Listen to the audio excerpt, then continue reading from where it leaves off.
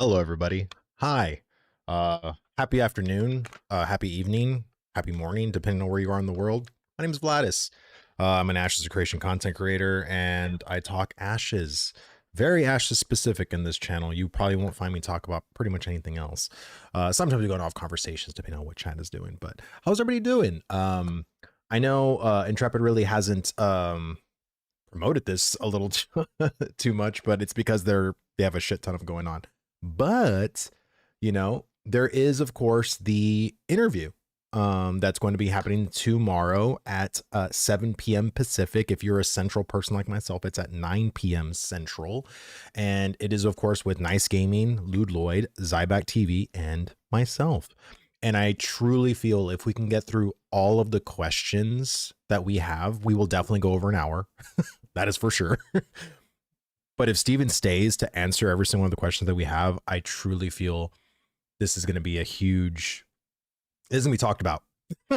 Depending on what Steven says, this is definitely going to be talked about. So I'm really excited. I think it's going to be good. Let me see. I know people were talking about, cheaters and stuff like that. And Zybeck looks like the villain you like. Does he? I just wanted to get Sue's a comment that I really liked when we were on, the countdown. It says Intrepid needs to stay focused on integrity, honesty, and transparency. I really hope cheaters have their accounts banned this time when they ruin the game forever. That's my dream, man. Like, seriously, like I think, here's my thing.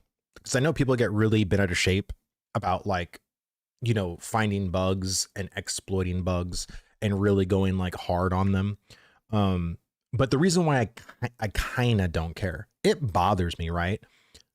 But I kind of don't care because we're literally in a testing phase that anything could be wiped at any time. Anything could be rolled back at any time. This isn't the live server. But what I think would be so funny if, Steven kept all these cheaters and dupers and RMTers like in game, and then as soon as we get to like beta 2 and the game's going to go live, all of them just get permanently banned. It's like, oh, thanks for testing, now bye forever.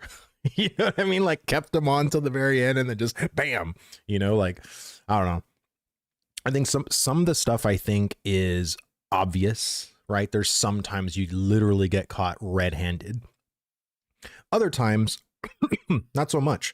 There has to be a deeper investigation. There's times where it's like a false ban. There's, people like to trade gold to their friends and be like, hey, here's like 100 gold, whatever. But my whole thing is that we know the certain individuals that get caught, right? And I think it's just a matter of time before, once, Intrepid puts the pedal to the metal and starts, getting these live GMs, and kind of prepping them and teaching them. I really hope they kind of do that before the live launch. That way they're prepared, they know how to do things. And that's kind of something that's a really great Steven question, to be honest. If like they can be doing that in beta 1 and beta 2, like start hiring these live GMs, showing them the tools, showing them like, the things to look for in the back end, to heat maps, to certain irregularities, and get that training done then. That way they're very prepared once the live launch happens and they can go to the balls to the wall then. That's kind of like my thing. I duped some random worthless mats once by accident. I /bugged it, deleted the items, and apologized. Yeah, and I think that's what any rational tester would do, right? It's just to, oh crap, did that just happen, right? Like, did I get 2 out of 1? And then you do it again, you replicate it. Oh, okay, so this is a bug, or this is a dupe, or this is some kind of a thing that I caught. You report it, don't do it, and you're good. That's really the whole point. That's what I hope he's doing. If I was him, I'd keep some of them around just to launch. Then when they log in one day, it's account ban. Yeah, exactly. I would love to be a GM for Ashes if that's possible. Well, and honestly, like I think there was a lot of people that were GMs in WoW back in the day. I'm talking like way back in the day, like 2005, 2006, 2007, that were like not even developers or anyone that was linked to like the gaming company. They just played the shit out of the game. and applied at Blizzard to be like a GM, and they did it. So, I think you can do like a general application for, Intrepid.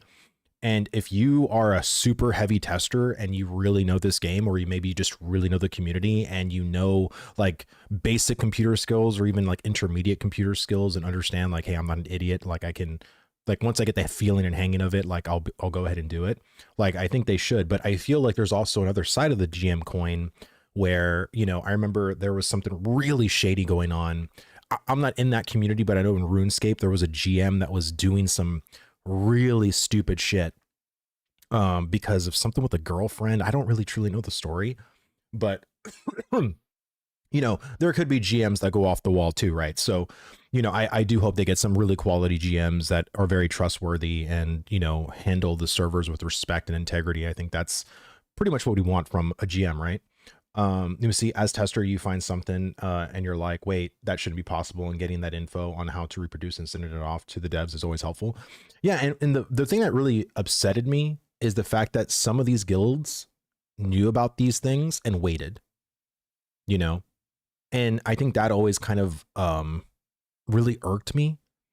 Now, I don't have like proof because this is all hearsay, but it's because just because you don't have proof and you see something being constantly done by the same people, it always makes you think like, do I really need the proof at this point? And that's kind of like, again, with reputation matters. And I think certain guilds have reputation that has been very, not even on thin ice anymore. I mean, bro, they're like Leonardo DiCaprio at the bottom of the Pacific at this point. Like, it's like, you're not even on thin ice at this point. Like, we all know, dude, like, it's crazy. Some WoW GM stories were pretty crazy too. Oh yeah, like there's a ton of different examples of GMs going like rogue and just making it seem like this is my server, I do what I want, and da da da da. So, I think Intrepid needs to kind of keep a close eye on some of these GMs, make sure that, there's like reports going on, make sure that there's certain things happening and actions like, okay, like we saw you did these couple of actions, what was your reasoning for them? Or like, can you show us like why you did these actions and have proof, right? Like, oh, the reason why I did this is because on our backend systems, this were the I can't even say that word anymore. But these were the issues and things that I saw on the back end that I thought, oh, okay, I have to investigate further. And by investigating further, this is the chat that they were going with this other person, and bam, just stuff like that, right? So, and again, I'm not here to like name guilds. I think all of us know who they are, but I'm not here to like say X guild, Y guild, whatever. But my whole thing is that if I have definite proof, like in something going on, like as an example, like with Polar, right? Like Polar, I think Team Muggsy was caught red-handed on a caravan of like a bunch of dupe stuff. You know what I mean? Like that's obvious, right? Like my whole thing is that like, I don't mind calling people out if it's very much known, like, hey, this happened, this was legit, whatever. But when it comes to things that are just a bunch of hearsay, it's like, I can't really blame anything until like I see proof, right? Because again, this is also like a very drama-filled game, and people always want to cast lies, not only maybe not only for sensationalism, but also because they just don't like that guild, because maybe they did one thing to you or a couple of things to you in your guild, and now you just don't like them. So now you're trying to like, slander their name, and, and again, I think some guilds slander their own, like, it's not even the fact that people are trying to destroy them. They're literally destroying themselves. So, I mean, it's, yeah, that caravan stuff was a bunch of hearsay. Well, I mean, people said that there were video, like they had video documentation about it. Now, I haven't seen that documentation myself, but that's what, people were saying. And I believe that when it comes to like guilds doing like really shady shenanigan stuff, like my whole thing is that I wish that the punishment was a lot more than just a slap on the wrist, right? And I think we can arguably say that there were some things that I think were pretty harsh. There were some permanent bans happening for like, foul language or repeated offenses or whatever. But when it comes to, sorry, I ate peanuts and I shouldn't have done that. I feel like Michael Scott when he was trying to eat the tiramisu. I just can't stop coughing.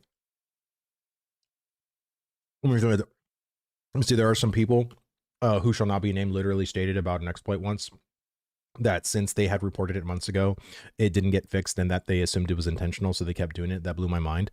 Well, and that's my thing, right? Like, if you know there's clearly something that is too good to be true, it probably is.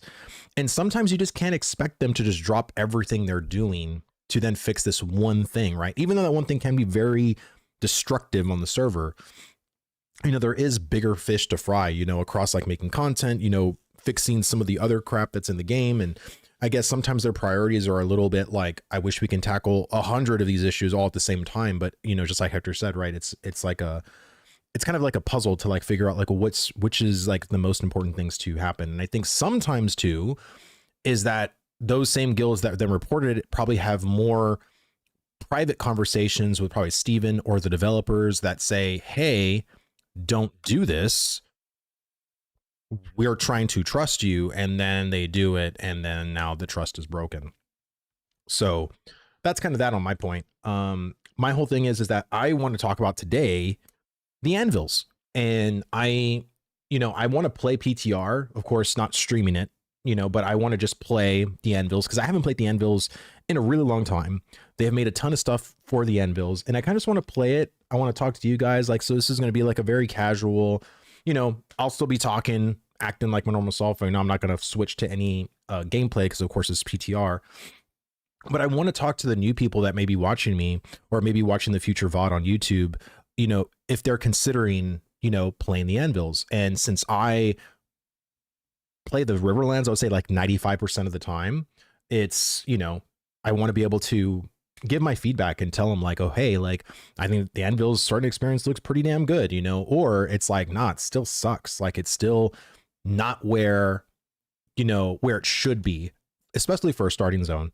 I was looking for a good guild a few days. Have any suggestions? Oh my God, there's, don't spill the wine, dude. So, what are you looking for? What kind of player are you? Are you like a heavy mid-maxer, want to win all the time? Are you a PvEer mainly? Are you a PvPer mainly? Are you an economy person? Like what kind of vibe is your usual guild? Like, answer me that first, and then I'll be able to give you some recommendations. Zantrak, dude, thank you so much for the follow, brother. Thank you, thank you, thank you. Oh my God, look who we have here. Is that my boy Quartarian Slurp? What up, brother? How you doing, man? Hope you're doing well, man. Let me see. I hope the Anvils feels good. I'm going Anvils. I'm not new though. Well, great. Like, I just want to talk about in general, people that have been here like me, people that haven't been here. I'm tired, boss. Yeah, I can only imagine, man. But I really appreciate, and I'm sure everybody in this chat and everybody in the community appreciates, because my boy Corey, man, he's a grinder. Not just in game, but also in real life, and he really does put his passion and his blood, sweat, and tears into cranking out content for us. So I really, really appreciate that from him. Let's see, last I played was in May and Riverlands, but wasn't very much. Yeah, I would say if you played in May, the game is very much evolved. Now, is it done? Does it feel amazing? I would say it definitely feels good. Compared to May, it feels really good. If we're talking Riverlands. So I want to do Anvils, get that started, and, you know, well, that's too damn bad. You keep digging. Anvil starting experience is right on par with Riverlands up to level 10. They really need some big POIs like Steelbloom, Ceph, Forge, and Karf. From what I saw, they said they added 15 brand new POIs. So I'm really interested to see what they've done. Let me see. I played PTR a bit today, started in Anvils, and it looks amazing. I think they really improved the performance and graphics. Bro, honestly, the first time they launched the Anvils, I was blown away with like just the entrance of the mountain, all of the art, I'm not even a dwarf player, but man, just the architecture of all the dwarf stuff, the whole like Iron Forge kind of feel was really fucking cool, man. So cool. And I'm just not a fan of the verticality. I remember the last time when we actually snuck in and broke into the Anvils, my boy, well, it kind of doesn't matter at this point. My boy Richie and I, Richie was like, Vlad, come with me. Let's go to the Anvil. And it was just so much fun. I really, really enjoyed breaking in the Anvils, but the verticality, I would feel like so much better playing if we had gliders. Because dude, gliders in the Anvils is gonna go fucking hard. Like, let me tell you, man, that's gonna feel amazing, man. Just amazing. Let me see, what guild are you in, Gladys? I am in the guild Suspect. And Suspect, we are a mercenary guild, but we do have, of course, a PvE division. We have an economy division. I think every guild has, like, especially every kind of semi-competitive or even competitive guild has like a branch of everything. So even if you were like a hardcore PvEer, like you can be in a hardcore guild, right? Like they don't just want PvPers. You know, there's, like I said, there's something for everything, right? But I've been in Suspect since May of this year, but I've known them since 2021, since I basically got into the Ashes community. Let me see. So Gliders and Anvil will be great. Yeah, it's gonna be amazing. Let me see. So I went through all the POIs and only one spot had level 19s, otherwise not high levels. I'd also add that mob density was super low, not enough for multiple large groups. Ooh, well, we'll have to see. Let me see. Got something you might like in the meantime. We'll have to figure that out though. Oh, okay. We're talking, so we're not gonna have gliders, but we might have something else you might like. Okay. Maybe an item that acts like a gliding mechanism. That'd be really cool. Until your glider gets snipped mid-flight. I know, dude. Imagine, man, if that could happen. That'd be wild. If gliders felt like arcade, I'd be so happy, bro. You know what I want gliders to feel like in this game? What's that survival game? Oh my God, Mario! Don't forget it. It literally came out this year in March. Enshrouded, right? Is that the game? Enshrouded, bro. If gliders could feel like Enshrouded, man, that's gonna feel really good. I think the gliders in Enshrouded were fucking amazing. And I'm not even a survival person, but I thought the freaking gliding was cool. Let me see. There weren't gliding pets planned. There are gliding mounts. There will be gliding mounts. So that's going to be really awesome once they actually do implement those. Hey, just got here, TLDR, what's new in the Anvils? That's what we're going to go over. So if, like I said, I'm going to start playing. I'm going to log in right now.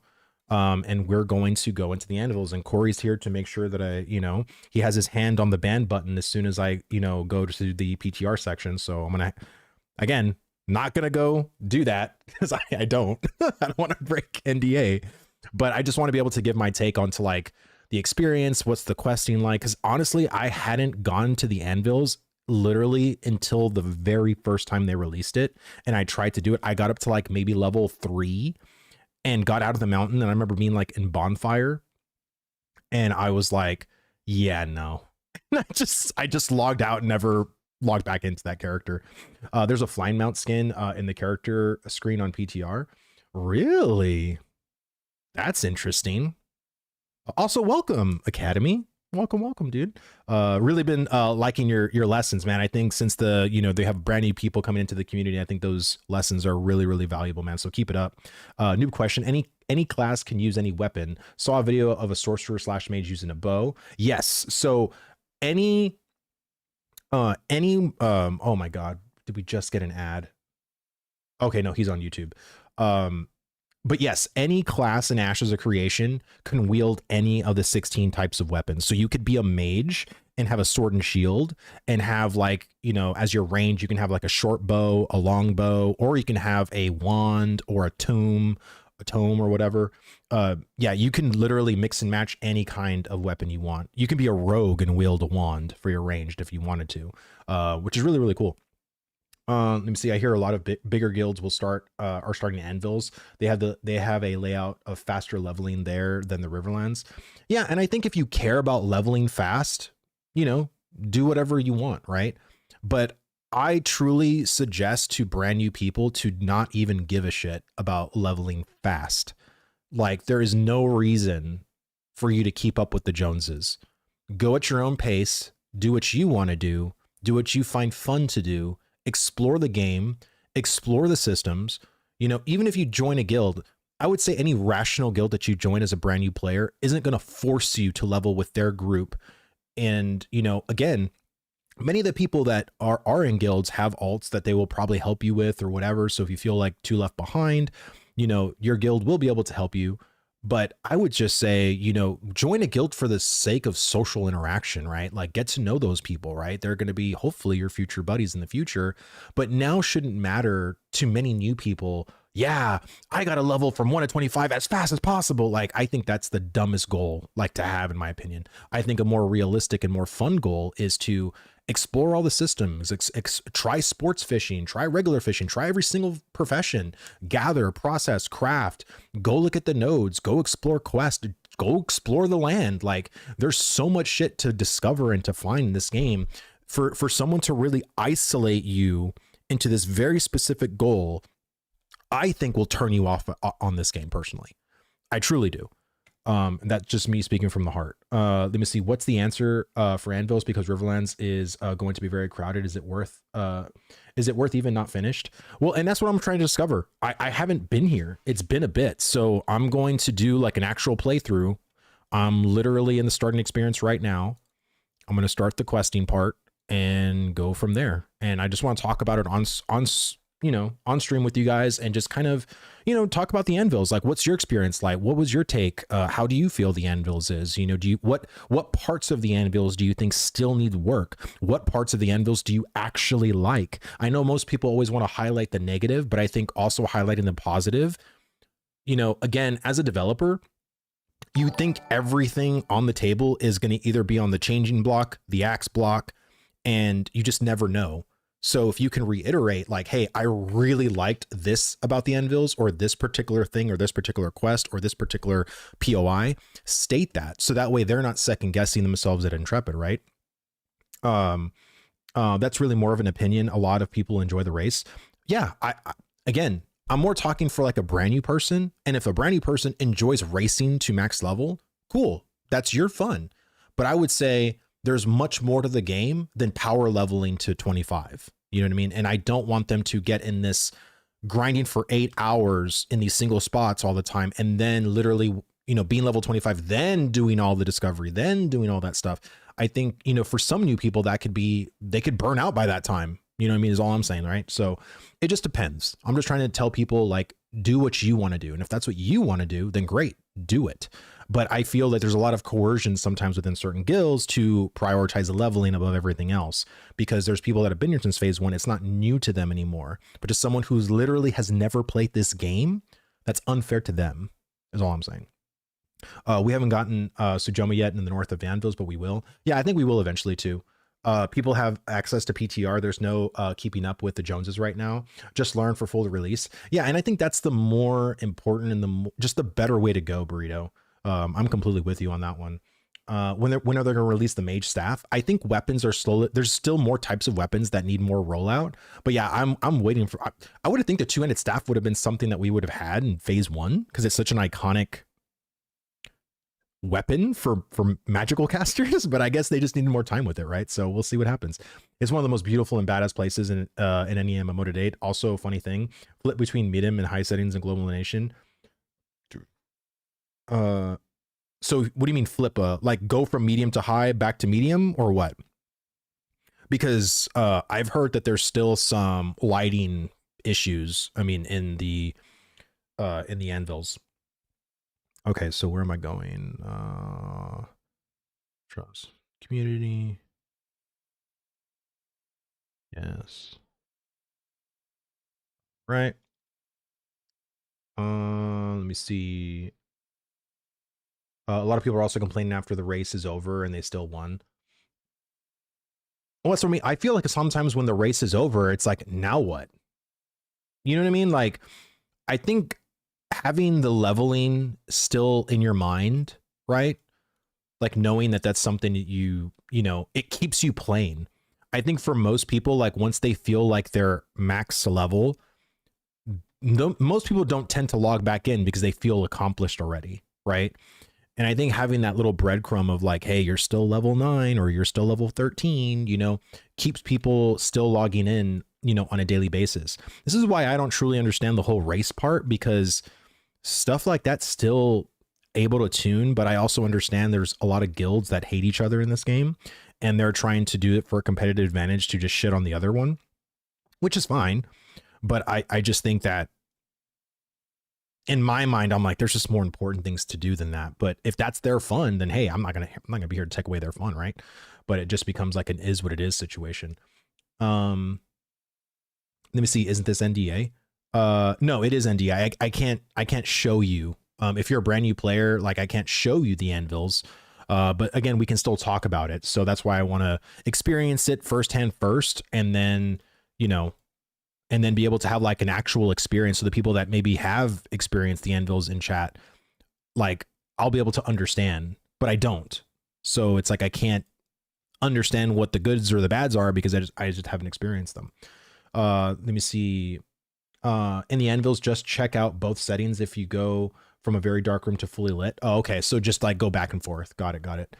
Let me see. What I'm saying is that they complain after the race that they did. What they came to do was race to the end game. They get there, then complain that there's nothing left to do. No, exactly. I know. There's so many people like that. And am I going to the right place? Oh, that's cool. So they added if you hit M when you're in the starting area, it actually doesn't give you the entire map. It gives you the actual like inner mountain map. That was not there before. Because I remember them giving you like the entire freaking map when you hit M. I hope all the biggest PvP guilds play on the same server so that the Harbingers event becomes some good action. I mean, like I said, I think that the Steam launch is going to be pretty freaking massive now. I mean, S-Fan is probably going to play. Lazy Peon's going to be playing. Asmongold said on stream that he'll be trying Ashes on release. That is going to be nuts, and I do not want to play on his server. So I'm really glad that they're probably going to be doing multiple servers because, you know, if like let's say Polar is going to go and do something, then yeah, it's like, okay, I don't want to go where Polar server are. I'm going to go to this other server, right? But I've even heard some of the bigger guilds like actually separating themselves. Like half of us are going to go to server A and half of us are going to go to server B. I don't know if that's true or not, but that's what I heard through the grapevine. We'll see what happens. I think Pirate Software has come back too. Yeah, there's a lot of people. I think Tim the Tatman and S-Fan are also going to be playing as well. And so, I mean, all of these people have really massive communities. So I really think that I'll give Asmon 24 to 48 hours and then he'll be gone again. Probably. I don't think he's going to really stick. Let me see. He's not really going to stick with a game like this because it's too much time investment and he has way other things to do as far as like React content and just like the content he does now, right? But I think what he wants to do for Steven is give them a first impression of the first 10 levels. That's what I truly think is happening. I think these big people are going to play just for a little bit. And that little bit, this is why I tell new people to, like, if they can, join later, because I can guarantee you Asmongold alone just trying to come into this game is going to cause massive queues, like massive. And because he's not going to stick with it long, like whatever server he belongs to could end up becoming like a sort of dead server because it's like, well, Asmon's like a lot of guilds are just gonna be like, oh, Asmon's on that server. I'm just not going to go on that server, you know, and they're going to avoid it. So, I mean, it just depends on like, you know, like what they do. We'll see. I mean, we'll see what happens, right? Like, I'm not too sure.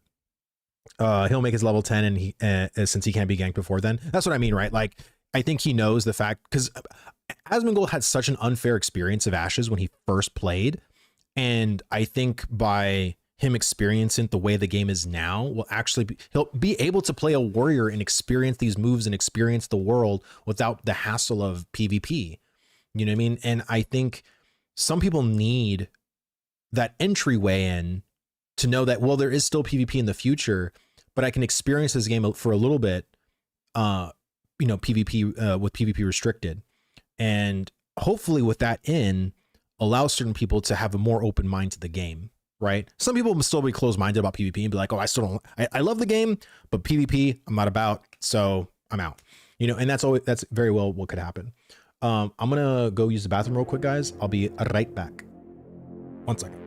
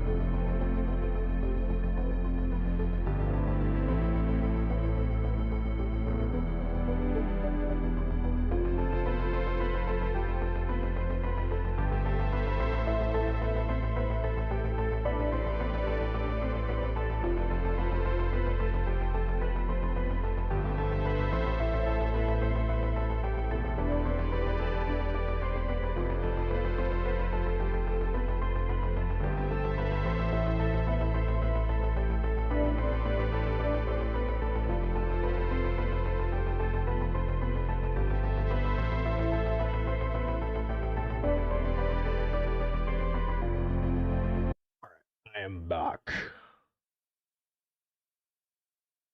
This stream brought to you by a chair. Here, sit down, shut up, hang out. Oh my god. Okay, let's keep going. So the Claiborne or the warriors here are pretty easy enough for hitting level 2. The icons on the minimap are working well. The whole area just looks so cool, man. It looks so good. Like these devs did an amazing job with like the art and just like the feel of it. Can you imagine like once we actually start getting like, and again, I don't have the sound on right now, you know, so it doesn't come through on stream, but is there actual like Anvils soundtrack? Like that's like dwarven music kind of thing? I'm not too sure if there is or isn't, but I mean, I think that'd be pretty freaking cool if there's some like dwarven music to like kick this whole vibe off. That'd be really, really awesome. I will not join any, some, yeah. Oh, okay. Nice. I will not join a server with any huge streamer on it, and then I am an EU, so lucky me. Well, I think there might be some big EU streamers potentially. I think it honestly just depends. But I think the good thing that I think they added when it came to Ashes of Creation is the whole Destiny system. I think the Destiny system is going to be really, really good towards new players. I'm just curious. The only thing, you know, I like the system now as someone who's played the game for a bit. The one thing that I am worried about is that system going to end up being annoying? Like I'm curious if that's actually going to be a thing for people. Hopefully not. But we'll see. I feel like some of the things that they have you do like are good now, but will they still be good in a year? You know what I mean? Like, who knows? I think that's one of the things about being a tester in a game like this is doing stuff so early. Destiny is already kind of annoying.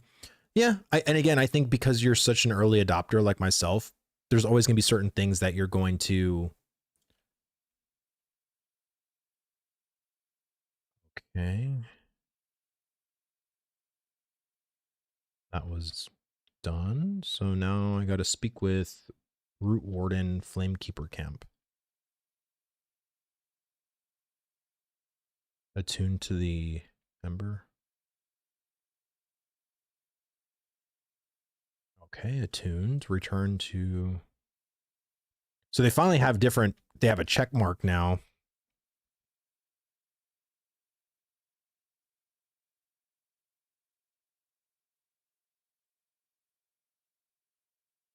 Okay. Let me see. But at the same time, doesn't that push more people into mob grind at level 5 versus level 10? I think it just depends. Like, so I was able to go up to level 8 just questing in the Riverlands. I don't know how that will be in the Anvils. This is what I'm here to kind of test out today. I haven't really been giving Anvils a fair shot at all. The one thing I will say though is the fog in the caves looks terrible. I would just say to remove the fog entirely until it's better. Like, I think there's absolutely no reason to have fog, like, until, like, we just have better, like, until it performs better on PTR, right? Just remove it. It's just something that the graphics card doesn't have to handle, because it looks bad. Like, it just looks visually bad. A lot of the Destiny objectives you do naturally, so bonus. Yeah, that's what I mean, right? Like, a lot of the stuff you will do, like, naturally. I think some stuff, you know, maybe is a little unnatural at first. Like, I know the whole blocking and, you know, dodging, you know, attacks can probably get a little, you know, cumbersome for players. But, you know, I think that's just letting the new players know, like, hey, did you know you can dodge? Hey, did you know you can block? Hey, did you know you can sprint? So I guess I don't really see too much of an issue with it from a new player. But again, I think every MMO just has certain things that you just have to deal with, right? I mean, are they kind of sucky, you know, after a while because you did them a million times? Absolutely.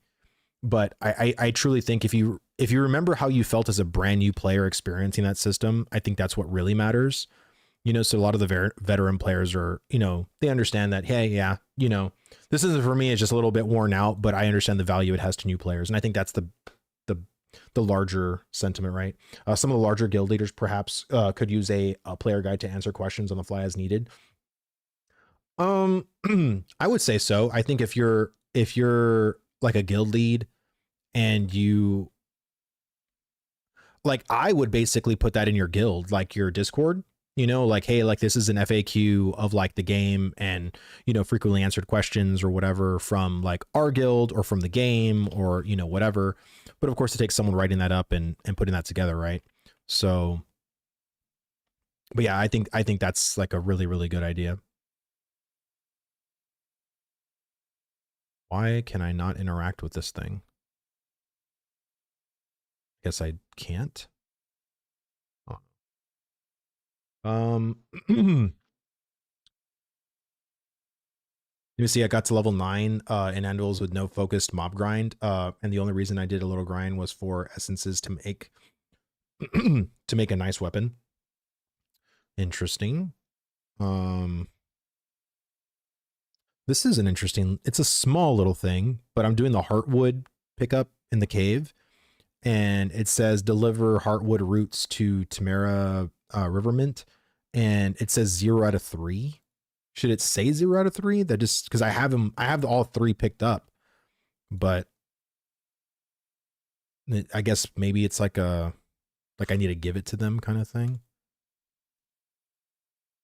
But I mean, what I do like so far is that it's very much on rails. I love the bats in the cave. The bats are such a little nice touch. I wish there was more birds and stuff like that in the Riverlands, just on trees and flying overhead and stuff. That was one of the coolest things I saw from the sports fishing thing. Which was you heading to Bonfire or other way? I believe I am heading to Bonfire. I am heading to Bonfire. Yes, because you need to deliver all 3. Yeah, I guess it just feels weird because it's like, because it says 0 out of 3, you think like the UI is almost telling you, oh, I got my mount. That's one thing that I wish they would do better with the UI is I don't like it how you have to literally scroll down with your quests and it doesn't even really highlight or showcase your rewards like well enough. I think that's really bad. Like I think honestly the quest UI box either needs to be altered. Instead of stretched downward, it needs to be stretched across, and there needs to be more focus on like, hey, this is your experience, this is your glint, these are your rewards. I really don't like the fact that sometimes you can literally complete a quest and you don't even know what you got from it. I think as a new player, you're just going to literally have all the stuff in your bag that you don't even realize, how did I get that? You know what I mean? So that's just a little thing, but nothing too major. The other thing I really like too is that you can literally mount up in this cave.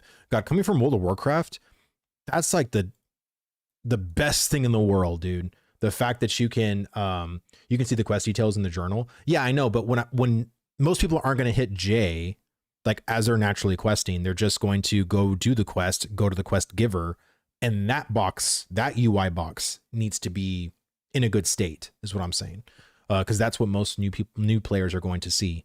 So, but yeah, no, I do agree with you. You can hit J, you see everything, I think, pretty clearly. But sometimes you can't, depending on how much of the how many quests, because there's like long chains that literally like you have to scroll down because of all the objectives you did. And I still even think the quest on J still needs a little bit of work too. Let me see. The first time I got that earlier, I didn't know. I didn't know until I was out of the tunnel. That's what I mean, right? Like I just think the quest rewards are a little, it just needs some work. Is all I'm saying. Just needs some work. But this is why I'm here. This is why I'm streaming right now, to kind of give, because this is also the case too, not only in the Anvils, but also in the Riverlands. Like it just, it needs, you need that clearer, like, oh crap, look, I got a mount already, right? And you need to be something who's excited and stuff like that. So I think that's like really, really, really important. I have another point to spend. Ooh. There we go. Here.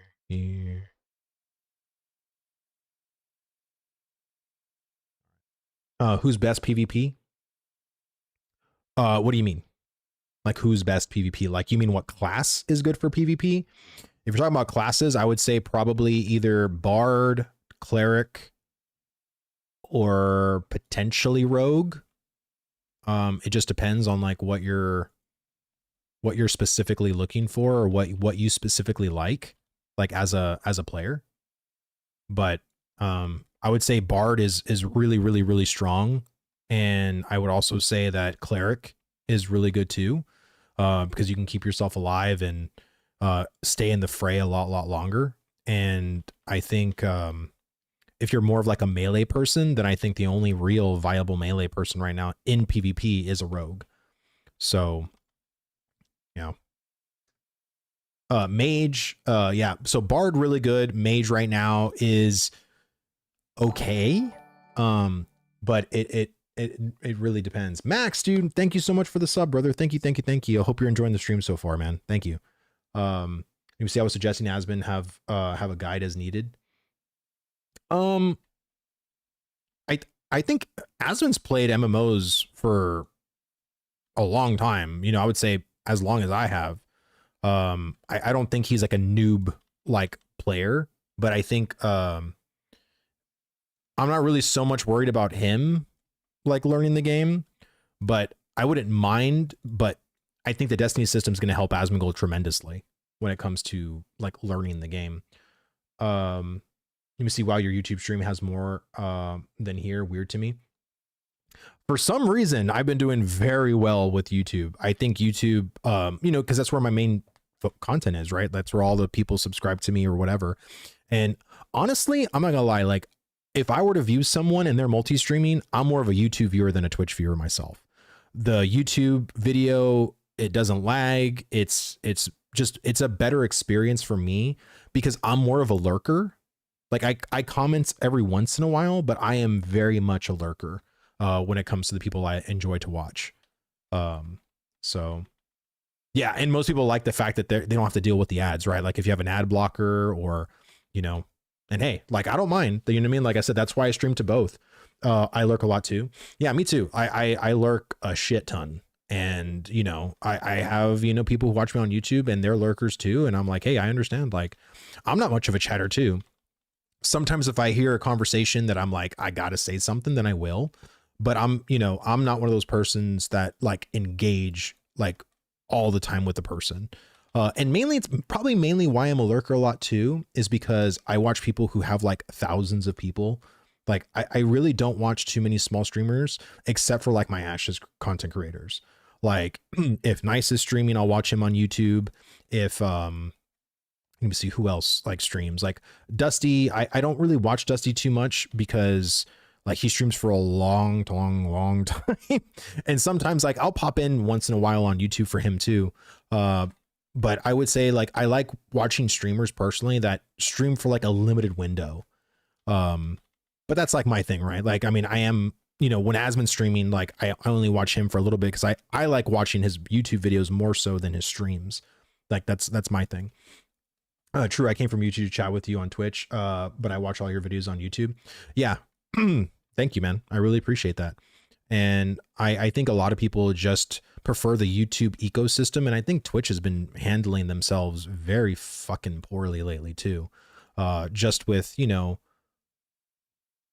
all the bullshit. You know what I mean? There's a lot of bullshit Twitch has been doing lately, and I think, you know, I appreciate all. Like I said, this is why I was talking to a couple of my content creator friends, and I was asking them, should I just primarily go to YouTube and just ditch Twitch? And they're like, but why? Like, stream to both. You know what I mean? Like, who cares? Like, you have people who watch on YouTube, you have people who like watching you on Twitch. Like, let them watch on whatever platform they want. And I was like, you know what? I'm like, yeah, whatever. And so, like, I actually want to stream to more places, to be honest. I think, and when Asmongold was talking about the future of streaming, like he really feels like staying connected just to one outlet, like just isn't the move anymore. And I've been really wanting to go to like Kick, even X, and stream on X too, TikTok. I want to learn how to do horizontal YouTube, so like on YouTube Shorts. Like I want to learn to do that as well. I just got to educate my stuff, really. I think that's the biggest thing. I don't know, because I use restream.io to go to both Twitch and YouTube, and it's free. But I would have to then do something else or stream through something else to do all the other platforms, because there are free ways to do it, to stream to like more than 2 platforms. But I think Restream has just been the easiest for me right now. Let me see. Oh, the players that start on the 11th are called Steamers. That's their nickname. Really, all the Steamers. That's pretty funny. Yeah, the TwitchCon stuff has been crazy. Yeah, dude, it's been, like I said, dude, Twitch, I feel like has just been on this perpetual free fall of like negativity, but also just really dumb decisions they're doing, especially with their bans. A lot of content creators doing the most stupidest shit. And it's like this biased system where some people get away with it scot-free, and others like that are doing less than what that person did get permanently banned. Like it's just wild. I don't understand this at all. Yeah, that's the way forward, because platforms aren't reliable employers. You can get banned for shit, so better spread over multiple platforms is actually smart. Yeah, no, it is. I do want to stream to more, and you know, but I also want to make content more. You know what I mean? So I'm stuck in this platform of, or this crossroads basically of, you know, I wish I had more free time on my hands, because I think that's where, you know, having kids, having a family and everything like that is tough. And I know if Roar was listening to me right now, he'd be like, shut up, Vlad, you do have free time. And, you know, it's true. I do. I'm not trying to say like I have absolutely like no free time on my hands, but the free time I do use, I use to decompress. Because if anybody knows raising 2 kids under 2, like anytime you have like free time, you literally don't want to do anything other than just zombie out on the couch and watch TV that you're not even watching. That may speak to people. Maybe if you never have kids, you're like, what is that? There he is. Hey, I've been mildly following AOC since 2020. Wasn't keen on spending a few $100 to play the alpha early or not. I'm glad AOC is coming to early access via Steam, and I'm going to give it a shot. Dude, Martel, dude, well, welcome, man. I think, again, if you want to give it a shot, please, you know, go ahead. But just know that this is very much not an early access kind of thing. This is labeled early access on Steam because there isn't a tag on Steam that's labeled alpha. This is very much like an alpha game. And so I don't, you know, want there to be any kind of a false impression. I really want you to understand that this game is still like in a rough state if you compare it to like a completed or even a semi-completed MMORPG. So I think whatever bar you have for an MMORPG, like drop the bar to the floor and slowly pick it up as you play. I mean, it's fine to be excited, right? Like, I'm not saying don't be excited about your experience and trying it out. Like, I think I was super excited playing phase 1, but I knew what I was getting myself into. I think there's still a lot of people who really don't understand the thing they're getting themselves into. This is why I tell people to like watch more videos from content creators, you know, watch Twitch streams of gameplay, which I know you can't right now, which is kind of hard, but even if you can just wait a week, you know, or a couple of days even, and watch streamers play, you know, on early access and just see like, is this game like really what I want? You know, I think that's, you know, that's like really, really, really important. You know what I mean? So I just, it really excites me that there's a lot of brand new people that are wanting to try out Ashes, but it also really scares me a bit because I feel like expectations are not set for a lot of people, and also know that this game, you know, being an alpha state could be wiped. So a lot of your progression that could happen now could just be wiped away in a couple of months. And I would say for any alpha, that's very normal.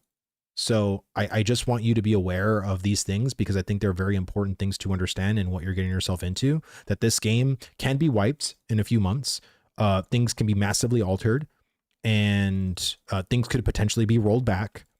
But that's always like, those things are very much a last resort. Wiping, not so much a last resort mechanism, but more so like, hey, we got our data from this particular play cycle. We're making some really drastic improvements and alterations to X system, Y system, Z system.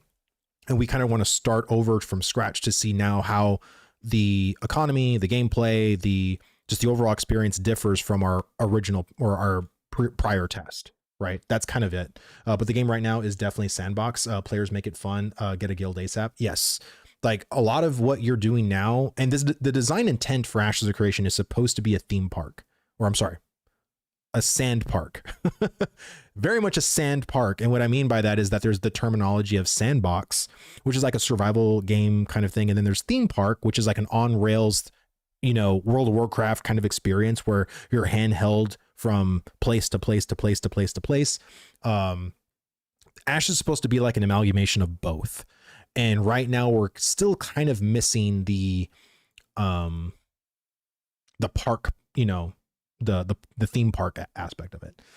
Try it out. Hopefully see the vision, no matter what we keep saying it. Yeah. And like I said, if you want to buy it or whatever, hey, awesome. But I would say, play it, give it a fair shot. And if you're like, the game's a little too uncooked for me, I'm going to wait a little bit. Please do so. Wait a couple of months. They're literally putting out these major patches, this cadence that they've been doing now for every 1.5 to 2 months. So right now we're going to be launching on the 11th with our 0.18 update, and we'll probably get 0.19 in, I would say, the first or second week of February. So, they pump out, more content like on a pretty regular basis. And also they do some very major changes with some of these major patches. So, excuse me. Say, well, the problem is that so many developers have started releasing everything as early access. That's the term that's really losing its meaning. Right. But the reasoning why everything is called early access isn't because the developers are labeling it early access. It's because Steam labels it early access. And again, there's that expectation from what players think early access is, and that's where most of the confusion starts. This is why if you ever hear Stephen Sharif, who is the creative director of Ashes of Creation, keep saying alpha, alpha, alpha, like that term alpha is plastered everywhere with their early access launch. And so, and again, Arbsy is so right. No one ever reads. And because no one ever reads, all they ever get to see is early access tag. And, so it's hard to blame people because, why is the Ember Spring logo fucking massive? That's insane. Like if I zoom in, it should be small, and it's literally taken up the entire bonfire. That is wild. It's a glitch. Okay, thank God, because that's kind of nuts. Okay, so here is the commission table.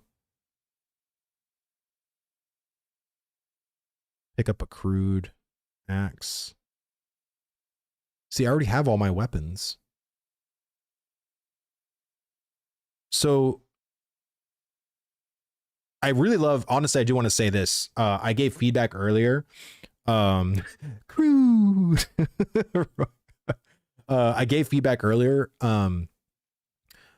That you should just get your tools like right when you log in. Like, why do you have to get through this elaborate quest to get your tools? Like, if people don't give a shit about the quest or want to skip that or whatever, they should have the opportunity just to like do what they want to do. That's where the sandbox element comes into play. You don't bother picking up weapons or tools. Yeah, I mean, I'm just curious as to why they're even here. Like, I have them. The durability on it's only 38, so I guess if I grab them, then it's just having another like, oh, I can elongate the thing. But then that's where the quest comes in too, right? So I don't know where all the commissions went either. Like, I don't know why we only have 4 commissions. So as soon as I left the tunnel, I'm only level 4 with 1 bar filled. So I guess that's good. I usually hear most people say that they end up they're level 5 by the time they reach bonfire. So I don't know what I didn't do when I was in there. I'm actually very much in the south. Oh, okay. Y'all are just talking. Simple craft. See, I don't like this quest UI. there's a quest that I'm doing called First Stitch of the Way. It's a level 4 quest, and there's a double scroll bar. There's a scroll bar to literally show you the entire like narrative of the quest, and then you have to use the main scroll bar to go and see your rewards, and there's a tiny scroll bar that shows all the steps you have to do to complete the quest. Like, why? Why is it like this? I don't like this. I drank a lot of sweet tea growing up, switched to unsweet a couple of years ago. But yeah, I think a lot of people just also want to blame, you know, the company even after they did try to educate you, but you didn't want to educate yourself. And I think that's a lot of what happens in the gaming sphere, personally. You know, and you know, many people always want to, you know, cast blame on others, you know, but never on themselves. And okay, so where do I have to go? So there's raptors up there.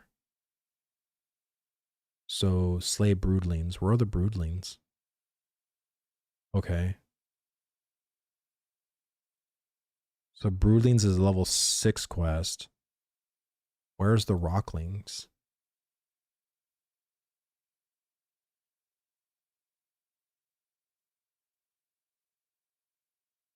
Okay.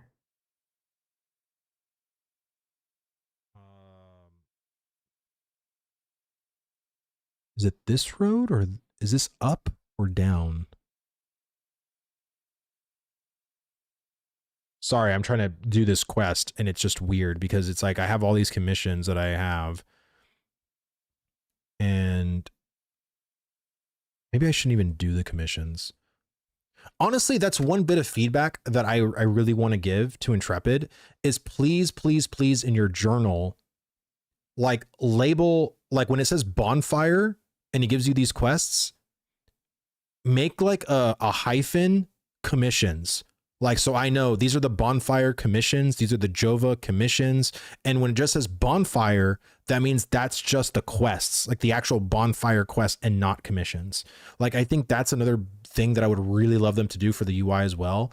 I know Colby's going to be like, oh, fuck Vladis, you keep mentioning all the things that are giving me more work. But I really don't like the fact that you have a mixture of commissions and your regular quests, like all combined. You know what I mean? Like, I think journal needs to be renamed to Codex. I wouldn't mind that. I think journal kind of makes more sense to new people or just to people in general, but it's such an ancillary thing, right? So if it's like there's a better name, or if maybe there's just something Intrepid wants to do, then, you know, then do it. So I'm going to not do hide completed objectives. Okay, well,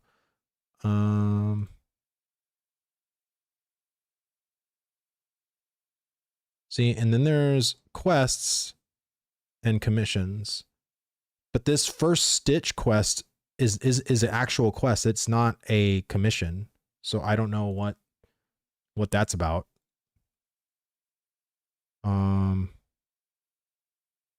Wait. Gather. Okay, so there's no indication. So this first stitch of the way, it says gather herbs from any flower, purchase drawtine wax, weave coarse thread. Cyber, dude, thank you so much for the sub, brother. Thank you, man. Always appreciate the support, dude. Thank you, man. Let me see. Actual quest. It lets you craft a bag that's like 3x4x. Okay. 3x4? Like, what do you mean 3x4? Oh, wait. So there was a quest that gave me uncommon novice tools?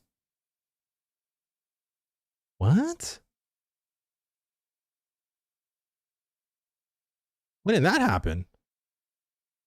So we start off with crude and you complete the quest and you get uncommon novice stuff. Why? Why can't we just get common? You go from common, or you go from crude to then getting a common novice. Like, interesting. These actually have speed. Fishing pole has speed plus 100 fishing or sport fishing power. Interesting. It will change. That's why I told you not to bother picking them up. Introduces rarity. I mean, I guess, but I mean, as someone who wants to craft stuff, like, I think, again, people getting a common novice tool is, in my opinion, a pretty good reward. I mean, I don't know. Maybe I'm just being finicky there.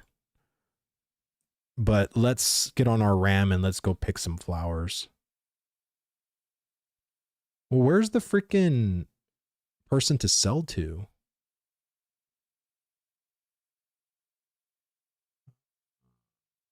Smithy vendor.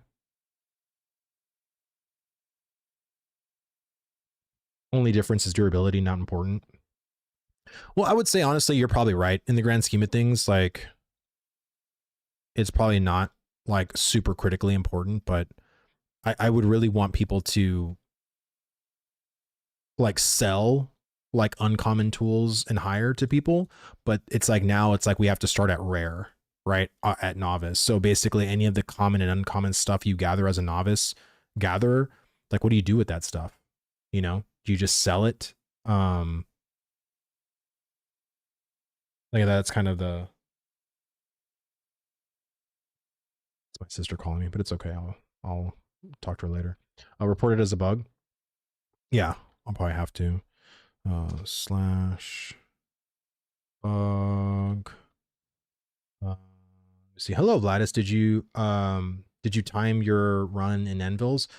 No, I mean, but I mean, I'm pretty sure, like, you can go back on my YouTube VOD and see how long it took me, you know, once I started.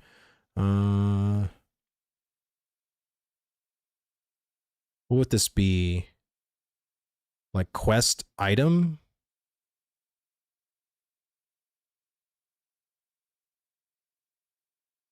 Sorry, I'm typing.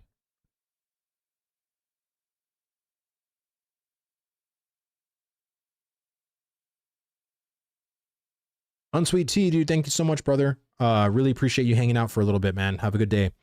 How's Summoner looking? I don't know.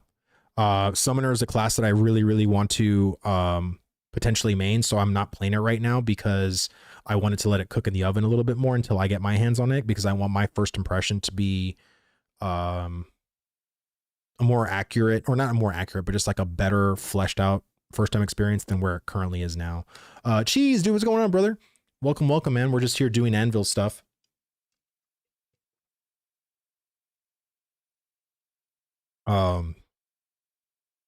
Almost done. Okay.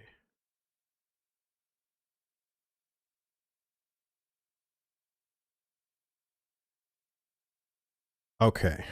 I think I'll get these destinies real quick. That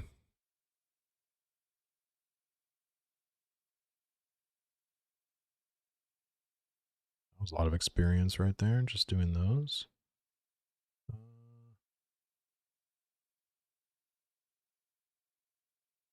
All right. Let's get these over here. Open these boxes.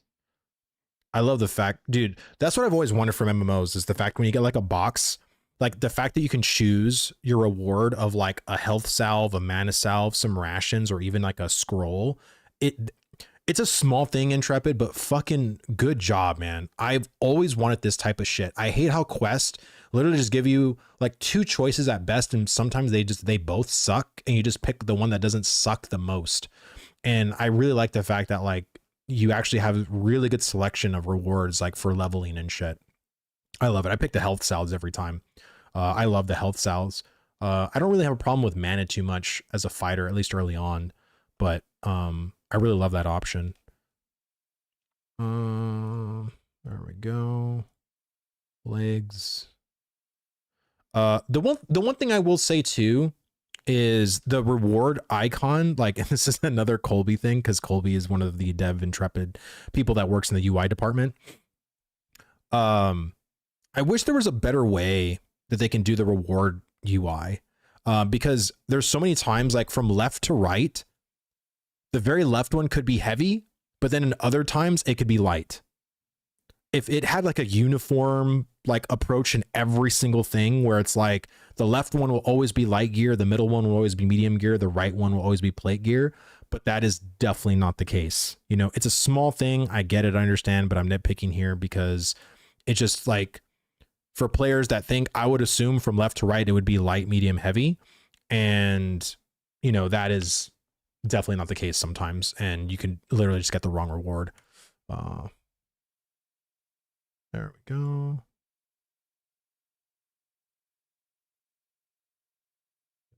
There.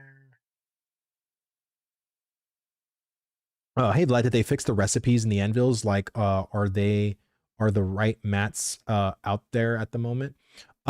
Which recipe? I'm here in the bonfire area. I can tell you. You give me the station or give me an example of a recipe that was broken in novice, and I'll tell you. Or can I just look on P? Because I can look stuff up there. Oh, give me 1 second. My wife told me to turn off the crock pot. 1 second. But give me the example and I'll look it up. Many things were changed to be generic wood, for example. Yes, I did see that. A lot of the stuff said it was going to be like use any timber, use any fragment kind of thing. So you can use like copper frags, zinc frags, tendonite frags. Yeah, they changed a lot of the novice recipes to be craftable with any novice wood. Yeah. I did see that in the patch notes, which I think is really fucking good.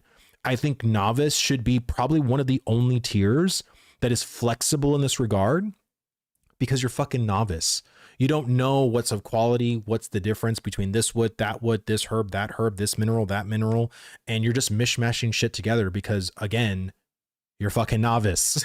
You know, it just makes sense for you not to know what the hell you're doing yet. You're in training, so to speak, right? So give me 1 second. I'm gonna put on some lo-fi and I'll be right back.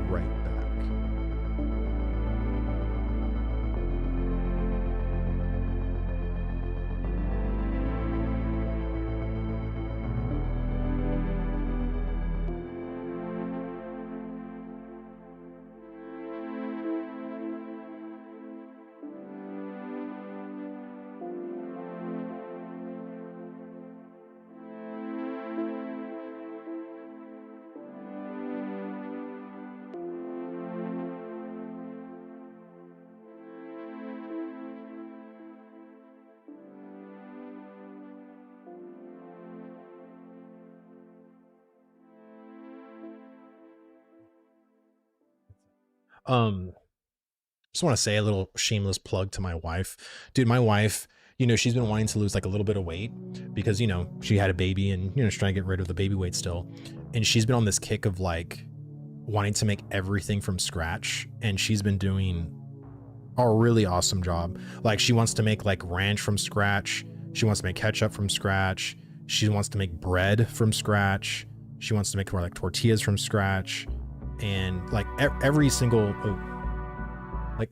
thing she wants to just like make from scratch, and everything that she's been making so far has been fucking great. So love it. Let me see, armor smith. Let me see, what do I see? So I still see a lot of zinc fragments that needs to be crafted, like specifically for at least armor smithing. But let me see, jewelry. Let's say carpentry. Carpentry.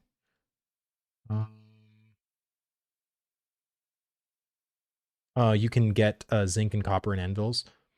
See, I thought, wasn't the anvil supposed to have different starting minerals than the Riverlands? I don't know why my autofocus freaks out. I really don't. Like I'm sorry that it's like doing that.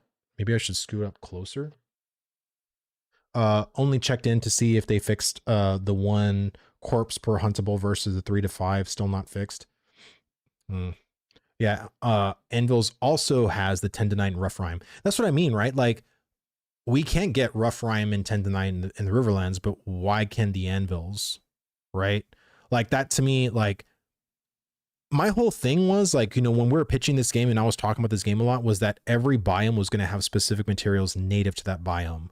which is going to be a reason why trade was going to be so important with caravans or with crates or whatever. Because if you want to have tendonite, then you have to go to the anvils. But if there can be copper and zinc that could be only potentially found in the Riverlands, then why is it also found in the anvils? Like that kind of trade, doesn't make sense. And again, I think it would be really cool if you think about this, like if a tier 2 node was, in order to go to a village stage, in the Riverlands, that you needed 1,000 tendonite to level. Well, that's not native here. We need to get some caravans, go to the anvils, get that tendonite, and bring it to this settlement. Like that to me was always like the gameplay loop in my head. And, of course, not saying that, it needs to be this way now, but I really do hope that that's what the shift, or like with more updates and when it gets fleshed out, like Lepro was saying, like, I really hope it goes in that direction, because that's where I think the real awesome, PVX gameplay is going to be, with people constantly transversing the zones, because it's like, hey, we need stuff in the tropics that's only native in the Riverlands, or there's some like apprentice stuff that's native in the June Dark that we got to take to the Badlands, like, and you're going to see caravans everywhere, right? And I think that's what people really want, right? Is that kind of natural PVX, that natural PvP thing to be happening. And I think that's I think that's a really good question for Steven tomorrow, if native resources are still on the table. Well, we already have all of our questions submitted. We had to submit our questions by yesterday, so they're all kind of in the pocket. And that, I can tell you that that's not one of the questions. But I mean, it is something that I would love for Steven to answer eventually. But I really do think that's still on the table personally. I also don't think Anvils is the best place for copper or zinc farming. You get it much less than anywhere else. But I don't think it should be available at all. Like, I just don't. Like, I think those two things, let me see, it seems to be focusing on the Titan think in the background. Maybe if you remove that white blanket. Ah, okay. Let me.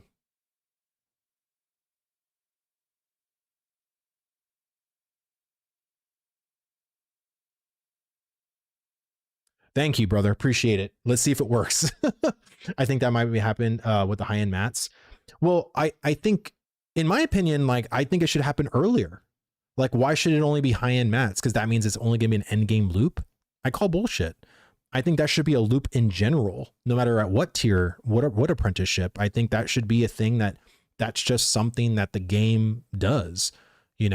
That's where it's like, again, this game is supposed to kind of take you out of your comfort zone of always being just in one biome the whole time. Like that's where I think this game will truly shine. Yeah, last phase was a bit different. I'm talking about PTR, etc. 11th on rewards. Oh, okay. Let me see. I meant last phase when Wipe Assault didn't exist in the Anvils. Well, I like I said, I think also too, there's just some materials probably that, or some gatherables that still aren't done yet. And again, this is why, of course, the thousands of, materials needed and everything like that is a little insane, right? Maybe it's my guitar. I don't know.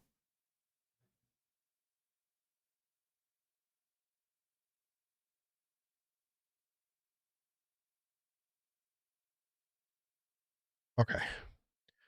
Let me see. I'm okay with having to go to the biome for mats, but you should be able to bring it back and craft it anywhere. Are you talking about the tables that are like, oh, if you want to craft like an Anvil's necklace, you only can craft it in the Anvils? Yes, I completely agree with you. I completely agree with you.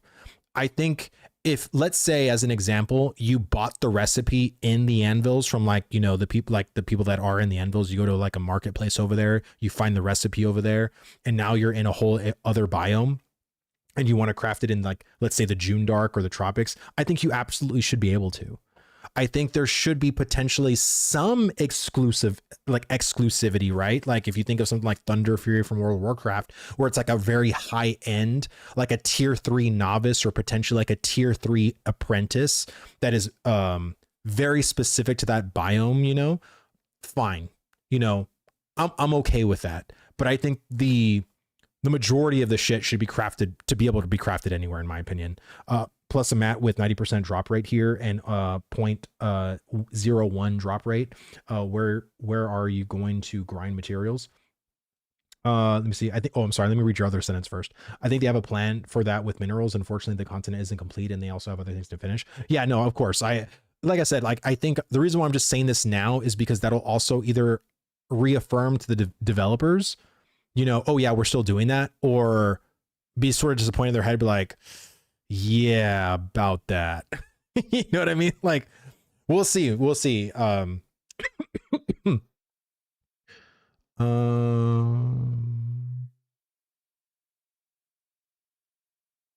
Where's the weaponsmithing? I just want to see here. Tool. Or mining. So to create a novice mining pickaxe, you need a pick head fixing bolt, one of them, which I've never seen that before. That's interesting. You need 7 processed timber and 2 copper fragments. That's interesting. Because wasn't it to make like it was 10 lumber, 10 copper fragments, and 1 basalt weapon mold? Like wasn't that what it was before? Because I feel like that's kind of crazy. Interesting. To make an apprentice mining pick, you need 8 pick head fixing bolts, which I think is the vendor reagent item. Yes, it is. And then you need 10 processed boards. So any kind of boards, it doesn't matter what 10 processed boards you can do. You can do oak boards. And then 5 copper ingots. So that's also different now too. Interesting. What's the journeyman one?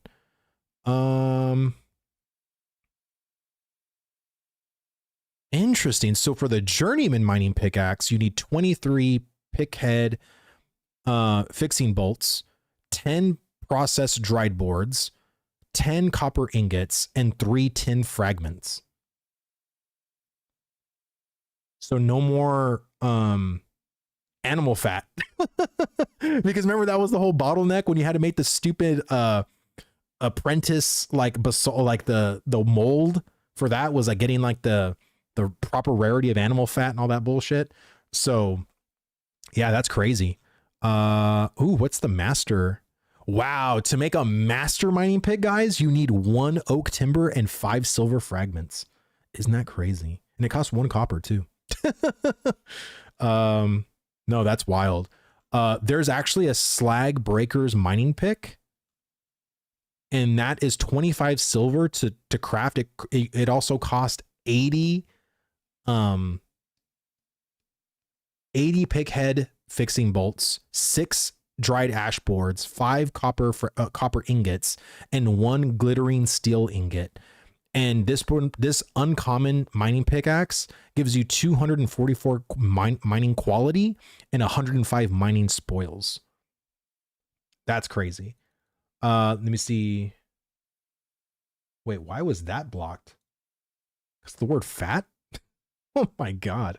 Yeah, we haven't eaten animal fat since phase 2.5. Yeah. Yeah, that's the forge pickaxe. Yeah, that's just crazy, man. That's wild. I wonder what the sickle is. So is the sickle the same? Yeah. The only difference is just instead of the head thing, you need sickle grip bindings. Just one of them for novice. So those changed completely. Like to make tools, all of his shit's changed. That's PETA for you. Oh my God. All right, so let's yeah, those are vendor items. You just basically go to the bench vendor of where you need to go and process or to craft, and they'll be there from the vendor. Now to see how much they cost, that's going to be a thing too, right? Because novice is going to be relatively cheap, but I'm curious to see what it'll be like when you have apprentice to do as well. You also get handed green novice tools. Yeah, I know. I saw I have them equipped now, but I'm gonna go and pick some herbs. So I just pick any herbs from any flower, And then I need to purchase draw time wax. So then I need to go to the tailoring vendor and go do that. I wanted to ask you, are they going to be class balanced on the 11th? No. So they're slating for there's a whole update coming in January that'll be all class reworks. So there's going to be balancing, there's going to be buffs, nerfs, there's going to be potentially brand new passives. There's going to be changes to skills. There is just a bunch of stuff that they're going to be doing. So yeah, definitely watch out for that. There's gonna be a lot of stuff that they're going to do. You see, I'm glad animal fat is no longer a part of weapons. It made no sense to me. Animal fat should only be for skinning, tanning, and cooking. Well, I think that's the thing too, right? Like now that they've kind of gotten like our feedback towards them and they realize, okay, like what logistically like makes more sense. Soldier, thank you so much for the subscribe, brother. Thank you, thank you. I hope you're enjoying the stream so far. You know, I think again, it was due to our feedback from, you know, what we thought made sense. And, you know, Intrepid was like, yeah, like let's make it a little bit more specific, right? Make it a bit more logical on how to craft this kind of thing, right? But I really do love the fact that they nerfed the vendor reagent materials. I still think you need to nerf the processing cost at novice. The fact that it stayed the same is a little weird to me, but oh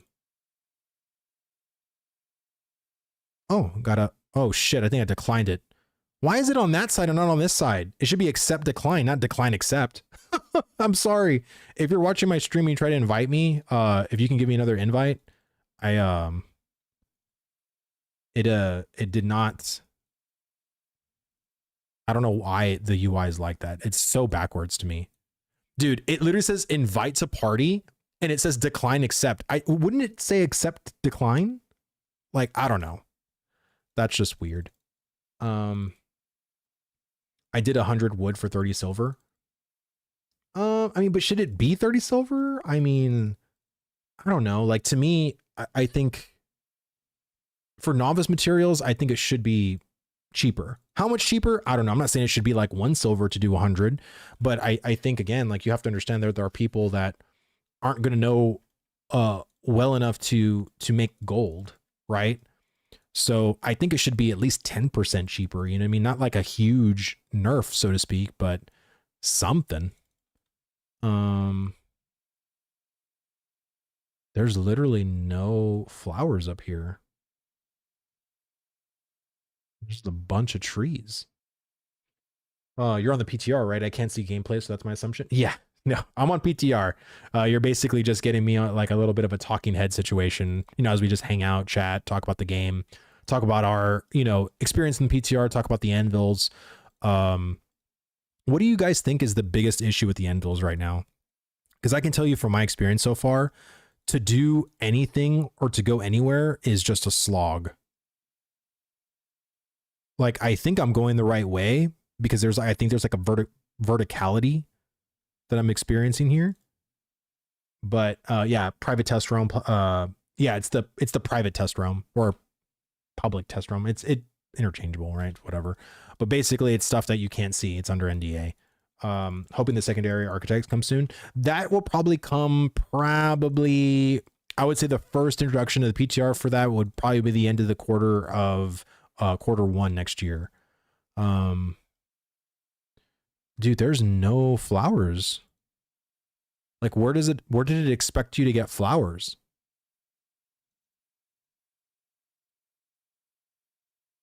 Yeah, February, March. Distance response, I think. I just think that the fact that there's just hardly any flowers up here and you're just surrounded by trees is like, okay, well, it tells you to go get flowers, but did I just go in the wrong direction? Did I pick the wrong road to go down? I have spots for flowers, but I don't give them out on stream. That's fine. But I just think it's like you go to the Riverlands and there's just flowers everywhere over there, you know? I mean, I'm not saying that it should be that way over here, but damn. It feels more like the Riverlands with trees over here than the Riverlands. There's a shit ton of trees everywhere, but there's not a flower in sight. I'll DM. Oh, okay. Same. There are some nice spots for flowers. I'm just saying, like, from a new, like, I'm technically a new player here. I've never been outside traversing the world, and even myself, I'm not finding it. You know, so it's like, again, if you're at least not going to give me a circle on the mini map, or just on, not even on the mini map, just on your map, of being like, hey, there should be some flowers over here in this general direction, right? Let me see. Wait, no, do Anvils so you're out of my way. Riverlands. Yes, join the Anvils. Go there. Let me see. For someone who never played in Anvils, would you recommend starting there on the 11th or stick to Riverlands? Well, that's kind of why I'm doing this. To be totally honest with you, Razor, I am doing this because I want to see. Well, they've been making a lot of improvements and changes to the river, or to the Anvils. Like, what's my experience? And so far, I feel confused. And again, for players that have been here and know this, are like, "Wow, you just went the wrong way. You have to do this." But again, you have to understand from a new player's perspective, right? They're not going to know where to go, what to do, how to do anything. And if you literally been handheld literally since level 5 potentially, and then you get stuck in the spot where now you got to do something and you have no idea where to go, you're just going to start exploring. And the more you start exploring and the more you don't see the thing you need to get, players are going to inevitably just get frustrated, is my thing, you know? Isn't that what pylons do? Help you find gathering nodes? No, pylons are now going to, you drop a pylon, or at least the philosophy from what I've heard for pylons is you drop a pylon when you see a lot of gatherables that you're going to want to gather. Like, let's say if there's a concentration of ash, you're going to drop a pylon that could potentially speed up your swings, or potentially give you more spoils, potentially give you higher quality materials. Like that's basically what it is. Right now, yeah, they're borderline useless. Like, there isn't a pylon update currently. Man, if you could only see me right now, oh my god, it's like I have no idea where a freaking flower is. What if I go down here? I go around here. Let me see. We are in a party. Come to my location. Let me see. Where are you? Oh, okay. Let me just keep going this way then. But yeah, so far I would say that the whole mountain experience, great. Like, I think that was really, really good. I would say a part of the fog situation inside the cave, like, solid, super solid. Once you actually enter Bonfire, I'd say that's where shit kind of falls a little bit, at least for me. Yeah, they get picked quickly due to quest. That's what I mean, right? Like, I feel like I don't want like the withered, you know, snow petals to come back or anything like that, but I think even just kind of directing players like, hey, these are like the usual concentrations of flowers, you know what I mean? Like, I think that would be really, really good. But you're right. Ah, here's some snowdrops. Oh, and what are these, bluebells? Oh, moonbells. Interesting. Why is there moonbells here? Like, I really, really hope that at least every starting experience zone, so we're only going to get like what, 4 of them plus the underrealm whenever that happens, that every starting zone has their own unique novice gatherables, apprentice, and journeyman, because again, every starting zone is going to be levels 1 through 25 or levels 1 through 30 depending. And then you have like a mix mash of certain gatherables that are close to the biomes, right? So like, let's say, like, yes, you can find, you know, some tendonite, you know, in the tropics, you know, and some copper and zinc fragments, because again, they're kind of bordering like, you know, you're bordering the Anvils and you're also kind of bordering the Riverlands. So some of those are kind of mishmashed together. And then you have like, you know, the June Dark having like some of maybe of its own kind of thing, plus some of the Riverland stuff, because again, it kind of like you're bordering some of the other nodes. Like, I kind of wish it kind of worked like that. That'd be really, really good. They need to perform the amount of 3-star 3 stars in Anvils, especially near the one quest spot where the attack camp quest chain. No one ever wants to team up unless you're part of a group already. Yeah, I can see that. See, if they want to keep that stupid bag quest, it wouldn't be a bad idea to put more flowers in bonfire. Yeah, absolutely. How is it in the other area? Because I didn't go to the other area clearly. Like, is the other area better, or is bonfire the best place to go, or is it the other area? That's kind of my question. It's a massive slog getting into town too. Oh yeah, I will definitely find it. It's a massive slog just navigating this part, you know. Just like zooming in and realizing, okay, there clearly seems to be verticality here, because I see a road that's literally chopped off by trees and then it continues forward. So clearly this is like an underground thing. So this is above, this is below. But like I said, just getting around in general feels, in my opinion, bonfire is the best. Is that what you're saying, AJ? How many will there be PvP, PvE? And which will be most populated? Jacob, what were so the realms. So no, there isn't PvP, PvE realms in Ashes. Ashes is a PvX game, which means everything is PvP/PvP based in their game, and every realm will be like that.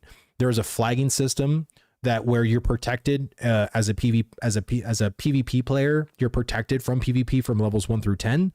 Past that, you can flag as a combatant or stay as a non-combatant. And if you stay as a non-combatant, then you're pretty much like left alone, but a combatant can still attack a non-combatant player. But if they kill that non-combatant player, they then become a corrupted player. And corrupted players have a whole slew of different penalties. You'll get like stat debuff. You'll get XP debt, or not XP debt. You'll get like harder durability. But the main thing for corrupted players is that when they die, you can lose up to 1 to 3 equipped items on your player character if you die as a corrupted player. So yeah, that's kind of the thing there. So if you're a fan of both PvE and PvP, then you definitely hit the right MMO. They did fix the loading where it's all black for like 10 seconds. Oh, well, that's good. Let me see. I always run into the issues of name mobs having to kill me twice for me to progress them. Interesting. How long does it take to go from 1 to 10? I would say for Riverlands, I can go from levels 1 through 10 in about a couple of hours. But I know what I'm doing. So if you don't know what you're doing, I would say could potentially take you 8 to 10 hours. It just depends on how hard you're going to go the first day. But I think you can realistically go 1 to 10 within not 6 to 8 hours, maybe as a new player, but it just depends on like your expertise in MMOs and everything like that. Okay, so I finished that. Now I got to go and purchase drawn tine wax. So I got to go back into town, which going back into town is its own thing. I don't know. I just feel like Riverlands is just so much closer. Like everything's in so much closer proximity than the Anvils. Like Anvils feels like go way over there to do this thing and then come back way over here to do this thing. Like, you know, it doesn't feel too good particularly, but I don't know. Maybe I'm just nitpicking. I don't know.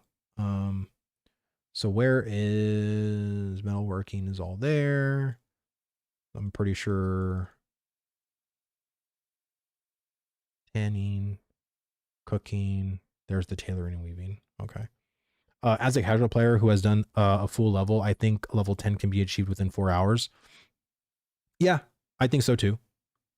Again, it just depends on like how skilled you are, like in the game, and like what like having a little bit of know-how basically. But where's the draw time wax? Okay, here's 5. I need to get here. Okay. Weave coarse thread, so the processing station. I wish it would say that. So one of the things on this quest here, it says weave coarse thread. How? If you eliminate the sweat of your brow quest as a new player, how do I do that? So what I would do is at least put like weave coarse thread at a weaving processing station. You know what I mean?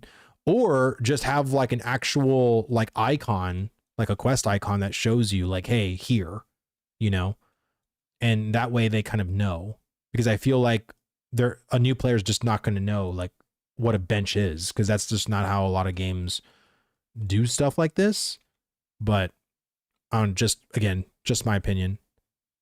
All right, so do course thread. Let's see what's the next zone they're opening up. I believe right now we kind of don't know. It's either going to be the Badlands or the Redwood area, but I believe what they're going to do next is basically revamps of the current zones. So they're going to probably focus either on Riverlands 2.0, flesh out the western side of the Riverlands, and then also do the Anvils and do like a big facelift to keep basically working on the Anvils, and then do 2.0 versions of the desert, the tropics, the June Dark, all of the remaining zones that we currently have. Like once those zones are in a good state, then they'll probably work on the brand new zones, which will technically either be like the Badlands, the Redwood area, or even Sujoma. So who knows? True, some MMOs you can craft in menu, people will be lost. Yeah, that's what I mean, right? Like again, I'm really trying to look at this as a like having fresh eyes, like someone who's never played Ashes of Creation. Like I'm looking at every single quest and thinking like, would this be a friction point? Would this be something that a player would just know? And I think that right there, the whole weave course thread, that should be at least fixed. Is it even something that is in the journal? No. So it's like the gather herbs, I can see that kind of being a no-brainer, right? Go gather. But I believe that the go gather herbs thing should actually have a circle of like at least the certain spots that, snowdrops or daffodils spawn close by to the bonfire. And then it should have a literal marker to send you to purchase the vendor. And I honestly think it'd be even better to have like a exclamation icon over the vendor. Like if the vendor had a little exclamation point, it's like, oh, okay, that's the person you talk to, right? And then it'd also be nice to even have the bench, like once you go to the next part, have the bench like glow green. You know what I mean? Like that would also be really cool too. It would also be nice too to have like the tooltips or like the tips UI kind of show you as well, like pop up and be like, hey, this is a bench. Like, so when you interact with the bench the first time, there should be like a little tip thing that comes up and it kind of explains to new player, like, hey, these are processing benches.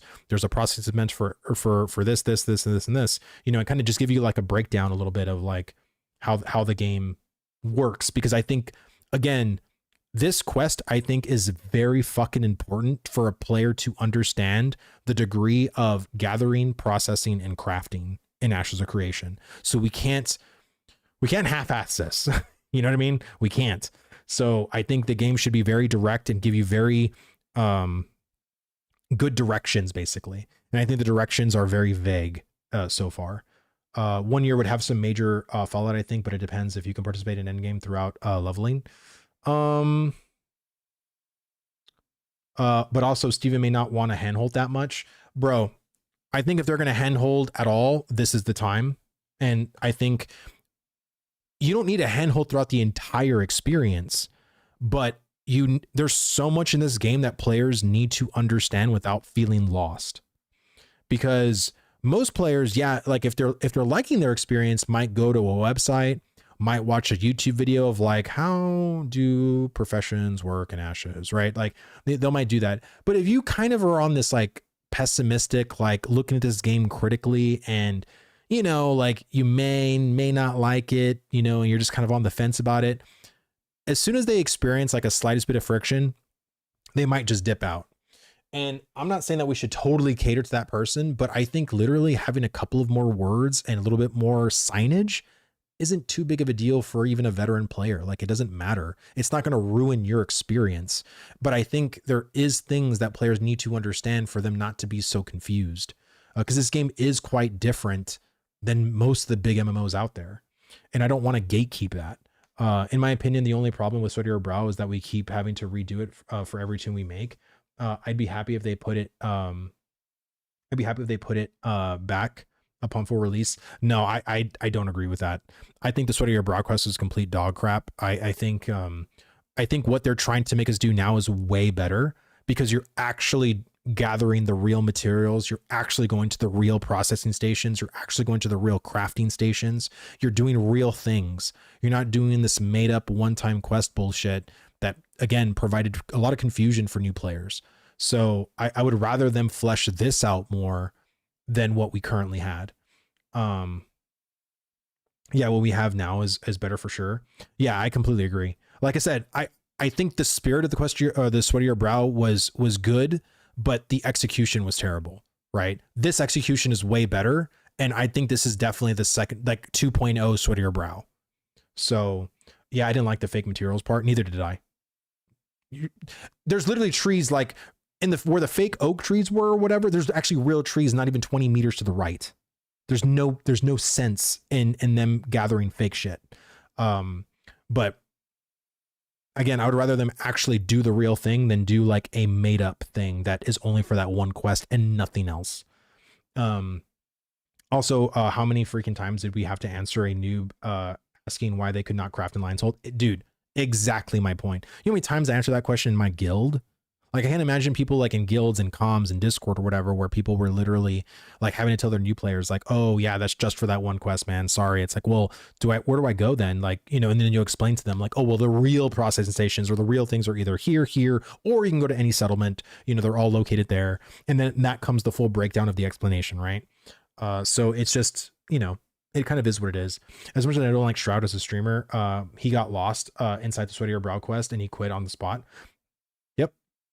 I do feel like right now, what I'm experiencing now, again, this is a first impression, right? And I think my whole philosophy is the less friction and the less confusion that we can provide as feedback can give brand new players like a very streamlined approach to actually experience the fun parts of this game.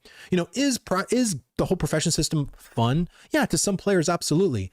But I think actually engaging more in combat and actually engaging more in quests and having them go out into the world is like, how unfortunate would it be for a player to quit in Bonfire and not actually go out anywhere, or having a person to go in the Anvils and never really venture more than just Avion's End, right? Like that'd be so unfortunate, but I think that will be the reality for some, for sure.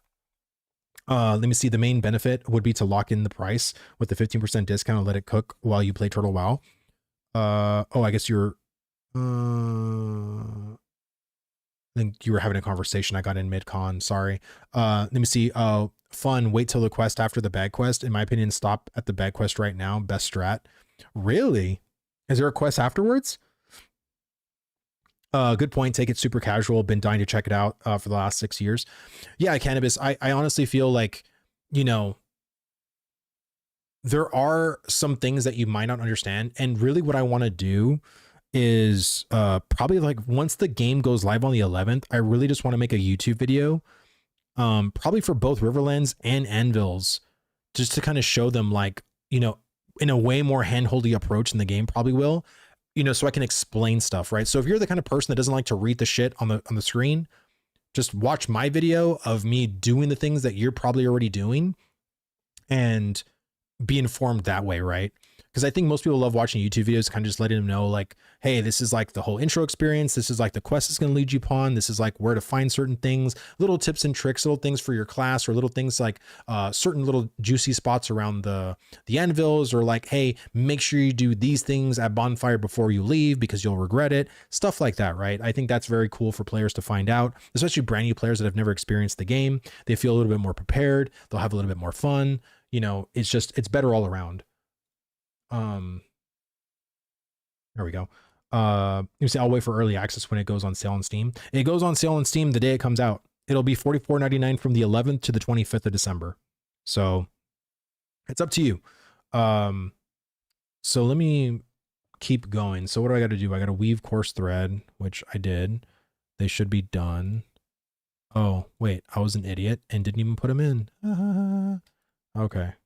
There they go. 2 minutes and 30 seconds. God, I didn't even hit the processing button. So once that happens, I got to purchase a Packrite Universal Strap Set. From where? from the same vendor.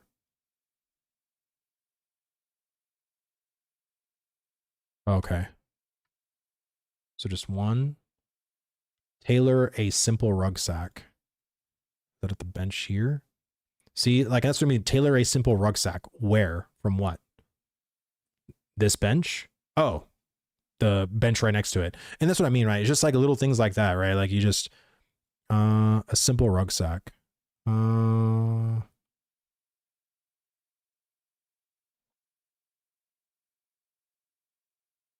What's the bag size? Does it doesn't even say.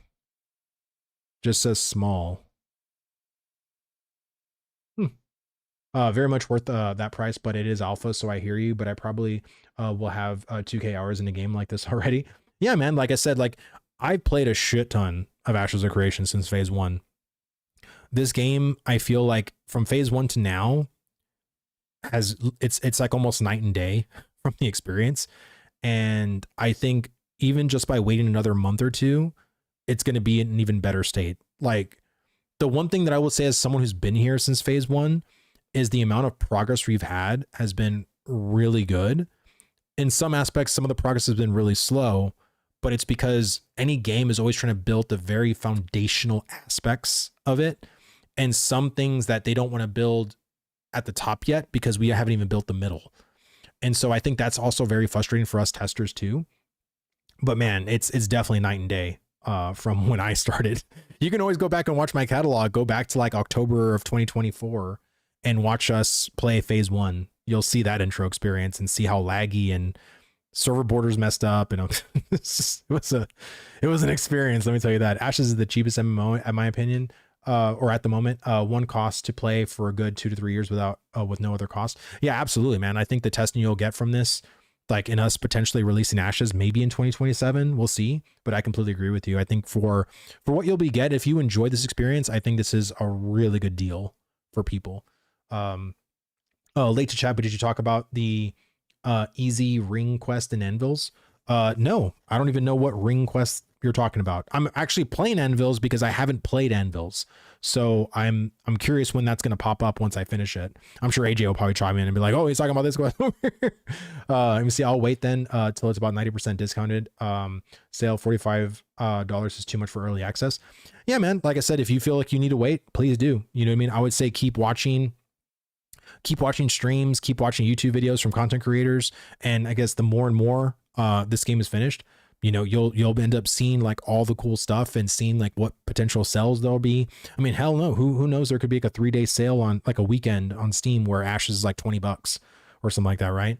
But eventually Ashes will be $15 a month, no box cost. So if you wait till 1.0, like wait for the full version of Ashes to come out, that's only $15 a month. Sandy, thank you so much for the follow. Hope you're having a great day and enjoying the stream so far. So thank you. Obviously Ranger first.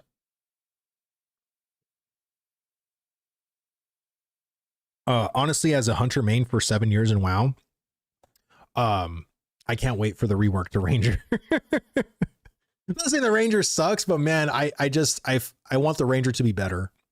I played Ranger for a whole phase and I just wish it was more fun, but fighter to me is just, it's so good. It's one of the best PvE classes in my opinion. But if you're doing PvP, it needs so much work. It needs so much help. WoW Hunter is not a Ranger, it's a Beastmaster. Well, if you're playing marksmanship, if you're playing like marksmanship Hunter, that's very much Ranger in Ashes in my opinion. But I would say, you know, it's Ashes right now, like many people think they could be a part of what we're doing and realize that it's not for them. Not saying that the game isn't for them, but playing an alpha is hard.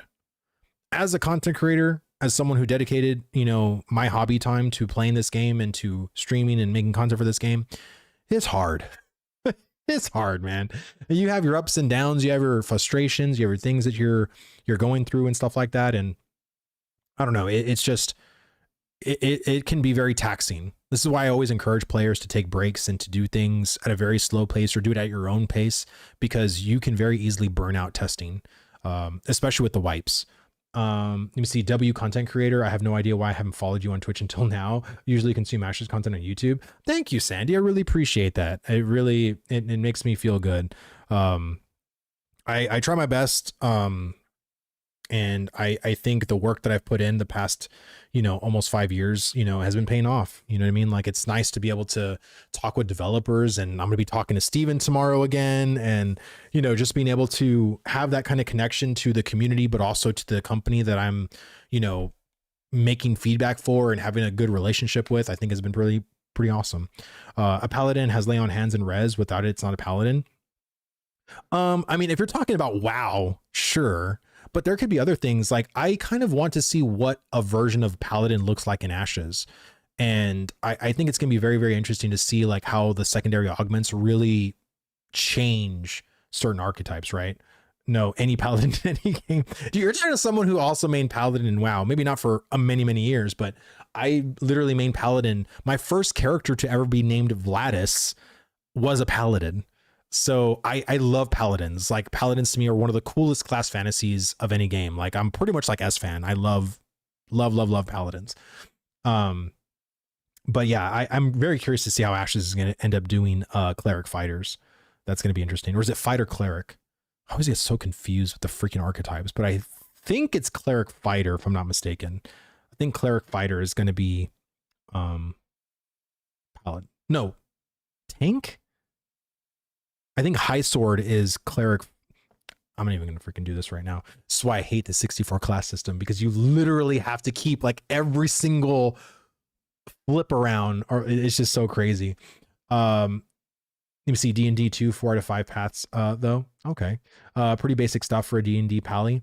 Well, again, I just want to see like what cool things we're going to be able to get for Ashes Paladin. So I got my course threads now. Let's do this bag, add the thread, craft, done. Return to Shaper Tova for inspection. Cool.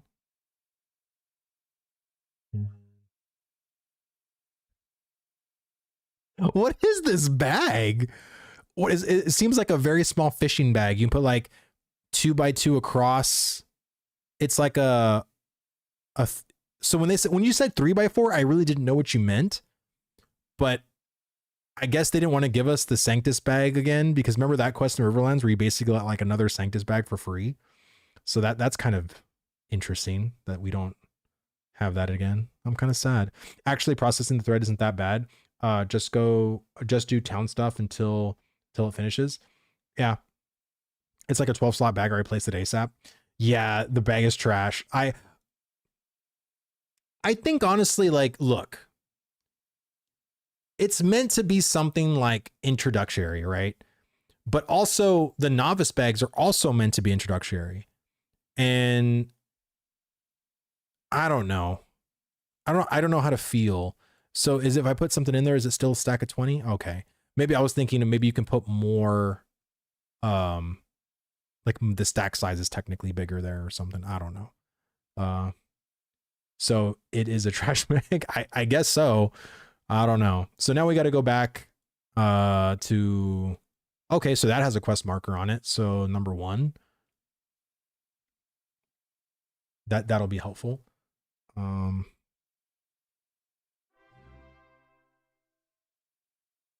Griggy90, thank you so much for the follow. Thank you. Hope you're enjoying the stream so far, brother. Let me see what gets me to make an app bag. You only need app materials and basic buildings, but with journeyman bag, you need a master tenning building. Well, I think honestly right now, the reasoning why they're making us do that stuff is because the master and grandmaster stuff isn't done, but they're also trying to make sure that the town, again, the foundational systems, like what if they didn't try to mess with the upgrading of master or upgrading of grandmaster, and we just focused on like novice apprentice and journeyman, if there's some kind of critical problem they have of like adding an additional tier to like the backend tool or the tool creation in general, that's gonna be a huge problem, which means that everything would have to go offline, or there would have to be like a massive rework. And I think they're just trying to make sure that their foundational tool settings, or like how the creation of that tool is done on the back end, once they get all that done, then it's just basically plug and play, right? Because all the journeyman stuff is meant for journeyman. But I think they're saving certain tier 2 and tier 3 stuff of journeyman to make sure that the upgrading to those higher levels or higher tiers works as intended. I think that's kind of like what they're doing. Yeah, you also need the storefront upgrades for recipes. Yeah, and again, that's for the same thing, same purpose, just for testing. They're literally making sure that the things that they put in the work for work as intended, and then they can pop those recipes out to put the proper things in later. Let me see. I know Vladis, you said you need a beefy rig to run this. Would an OC 12,600K 3070 with 64 gigs of RAM be good? Yeah. I mean, again, even me who has a super beefy computer, I have to adjust my settings.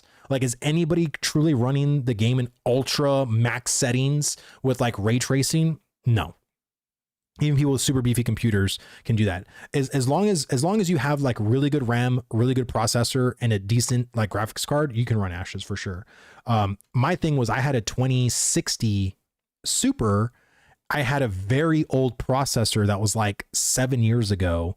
I had an i5 processor that was back in like 2017 or 2018, and I had 32 gigs of RAM.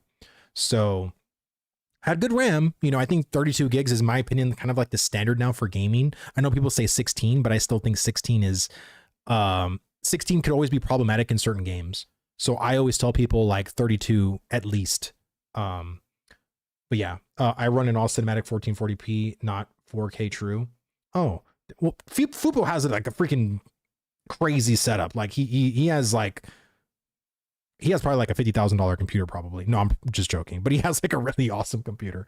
I'm running on ultra, no trace settings, but it doesn't work as good. That's what I mean, right? I can run it on ultra settings too, but I just don't see the difference from ultra to high.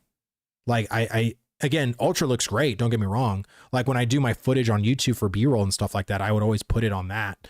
But if I'm actually playing Ashes, like I just put it down to low, or not. So I'm sorry. I put it down to high. My only problem with the game for me is I have to have a delay issue to server location. Interesting.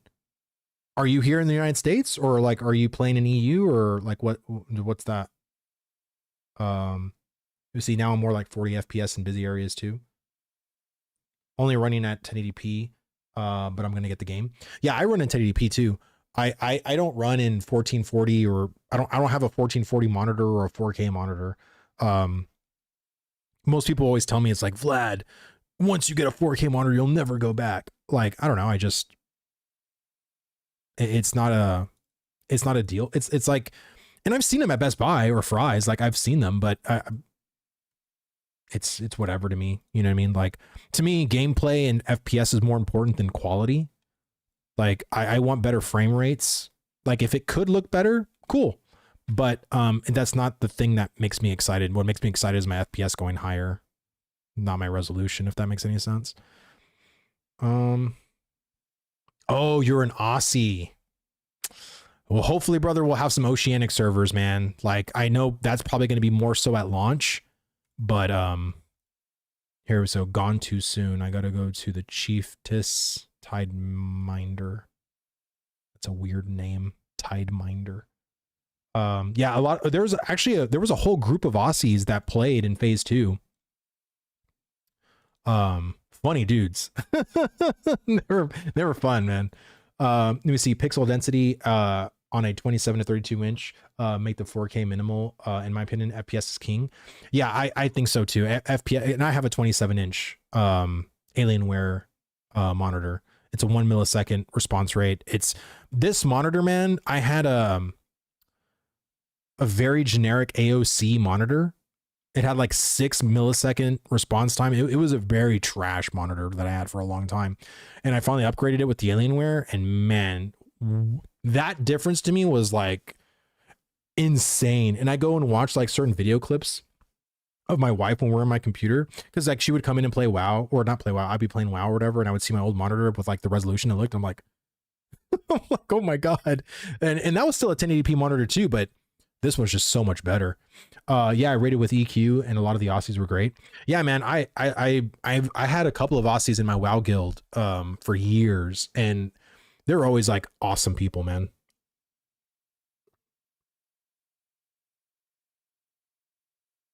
I'm worried about how my 3050 RTX will run it. If my 2060 RTX Super could run it, I think your 3050 would be just fine. As I said, as long as you have at least 32 gigs of RAM and at least a decent processor, like a semi newer processor. I don't care if it's AMD or Intel, but just some sort of a newer processor. I think you'll be okay. Okay, find the disabled caravan. Okay, so that gave me a thing. So I'll go here. CPU is the most important for an MMO. Yeah, that's why I got the i9. What is it? The Fupo, what processor do I have? It's the problematic one. It's the one that'll burn up basically. I bought that one. And it's because I've always had Intel processors. I've always had them. And apparently I think the 1490 or I think the 14,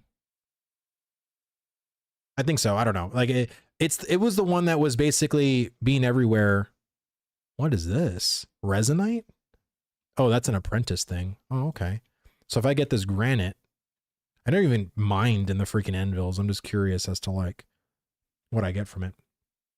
I'll go get some food. I'll be right back in a bit. Yeah, man, go for it, brother. Yeah, I think I have the 14900K because that was the one. Oh, I see. I got 5 zinc and 5 granite.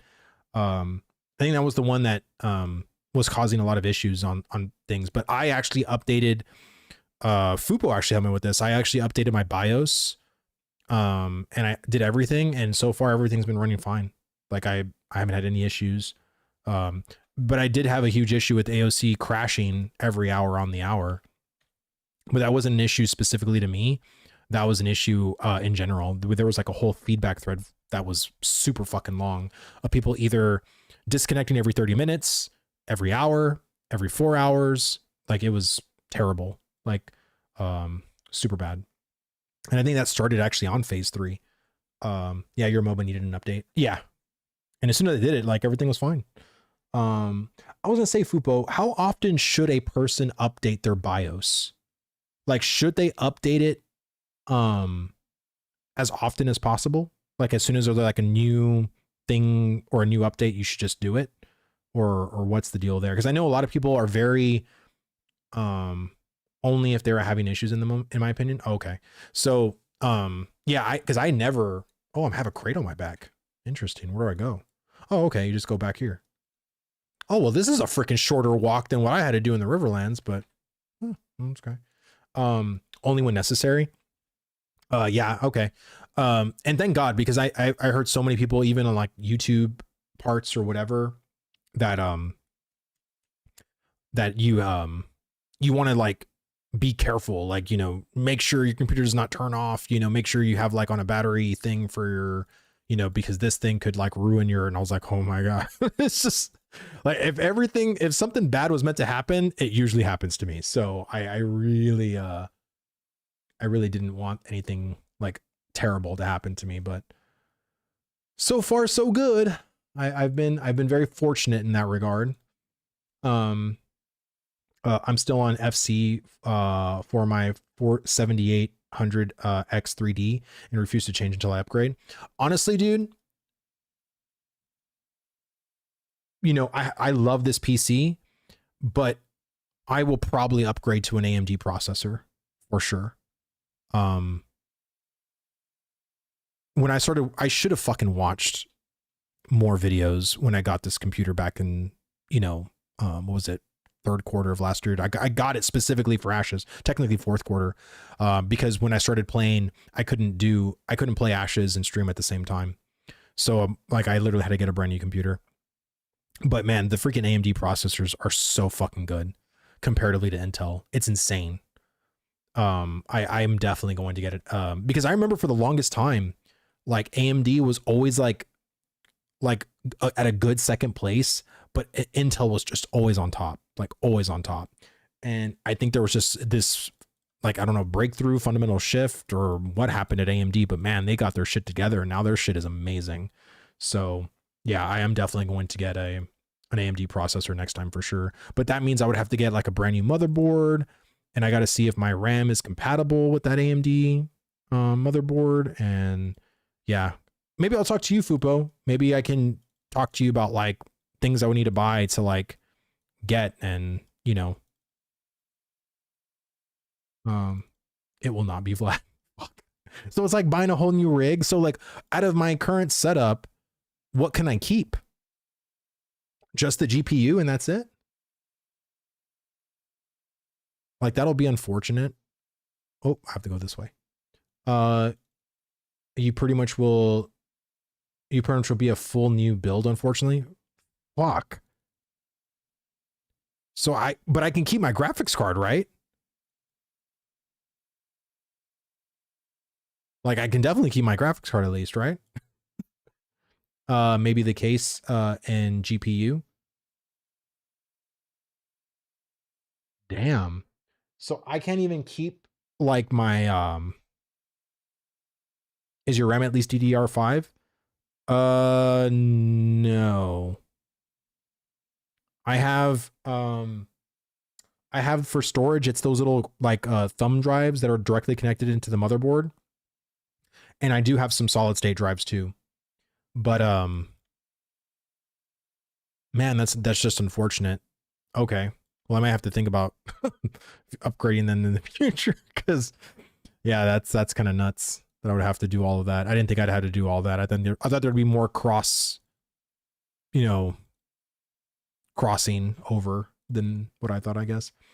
Wait, what was the question? My question was like, if I were to upgrade my Intel processor to an AMD processor, what could I keep in my current setup? And what would I need to buy over? That was the question. Definitely the drives, all the boards, all boards have data still. Also M2. Yeah, that's what I'm saying. Those M2 drives, I have like 3 of them in this computer. And then I also have like, I think 2 solid states. See, God, I have to scroll, man. It's so dumb. Head to Nexus regulator. Okay. Is that here in town? No. Okay. Oh, it's that circle part where the river is, or that eye thing is. Yes, NVMe SSD would keep. Truly just ditch regular SSD at this point. Yeah, well, I mainly have them for storage, like as far as like being a YouTuber, my content and stuff like that, because I need storage. I need like terabytes of storage just to have. So I don't I want to put all the more important stuff and keep as light as I can, like those NVMe drives, and put like all of the shit that isn't as important like on the SSDs. But like I try to keep like my game stuff, like especially like Ashes and stuff like that, on the NVMEs. RAM is stupid overpriced now, sadly. Well, yeah, I heard that something with Russia, like Russia stopped trading RAM to us now or something like that. So now it's like just ridiculously expensive. Like what the hell happened? Why did Putin hate us all of a sudden? I thought him and Trump were like best friends. It's like, oh no, now our RAM is ours. Oh, well, it has 0 to do with Russia. Oh, okay. Sorry. I heard something like that and I was like, well, that's super unfortunate. It's from AI. Oh, well, I guess that makes more sense. Still cheaper than M2. Pretty sure it's something with AI. Oh, okay. I heard something with Russia. Well, maybe that was just bullshit. Is Ashes Creation like WoW? I never played any game like that, but Ashes looks good. Well, Cheese, I would say I've been a WoW player for 20 years. I have been indoctrinated with WoW for a long time. Ashes to me does feel very different from WoW from a gameplay perspective, but from a feel and combat and buttons, very similar. Is there some gameplay that's like reminiscent to WoW? Absolutely, right. There's like quests, there's like professions, there's like events. But Ashes is definitely a different game. It's not a lobby game. It's not like where you can go and do instance dungeons to level up. You go to these POIs on the map that I can't show you because I'm in PTR, which is under NDA. But there are actual real dungeons, but those real dungeons are more like elaborate labyrinths, basically. Think of like, you know, your level 50 dungeons and, you know, like BFD and, you know, stuff like that from like classic, right? The real big dungeons.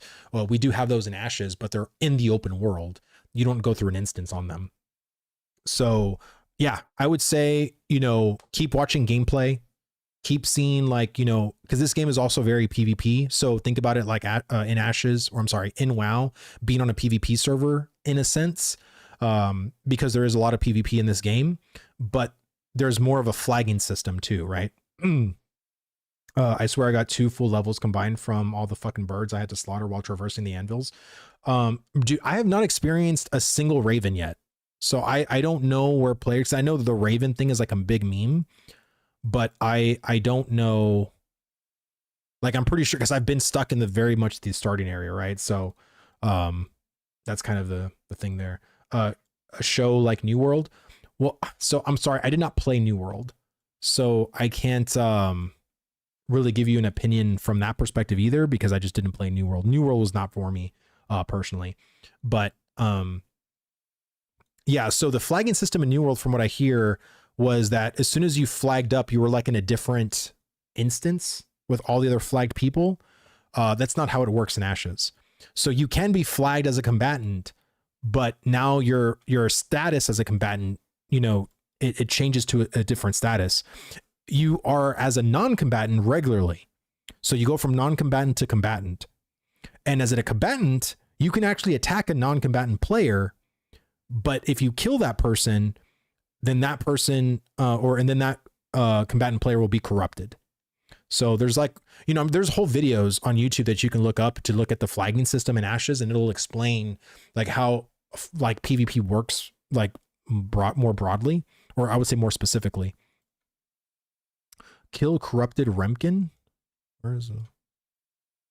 Oh shit. Okay, you have to kill level 4 1-stars. Nice.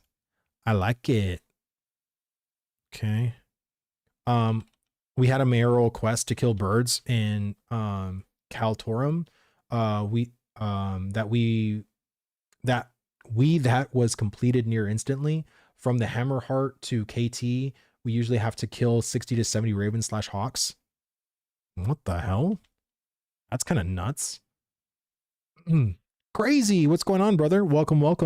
My name is Vladis. I stream Ashes of Creation content, which currently I am playing Ashes, but I'm playing the NDA PTR, so I can't show you what I'm playing, but I will be playing, of course, on the 11th. So, oh my God, I'm not supposed to kill the elites. I'm supposed to kill the non-elites person. I do like the fact that they give you like, wait, why is the event abandoned? Oh, I literally have to be within the area. First of all, why is the event area in a square on a circle? It literally reminds me of freaking Dragon Ball Z Abridged, of like, what is the whole thing? The every square is a circle or something like that. Like when Mr. Popo went nuts. Oh my God. Yeah, in 2.5 I started in Anvils. Had a brain fart previous message. Oh, okay, no problem, man. I like Turtle WoW. You flag for PvP, anybody can kill you. If they do, you're flagged for 5 minutes after last combat. Well, the same thing too. If you flag as a combatant, you can't then just unflag as a non-combatant after that. There is kind of a cooldown. And so,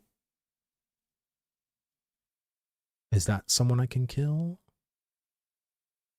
Yes. So yeah, so there is a little bit of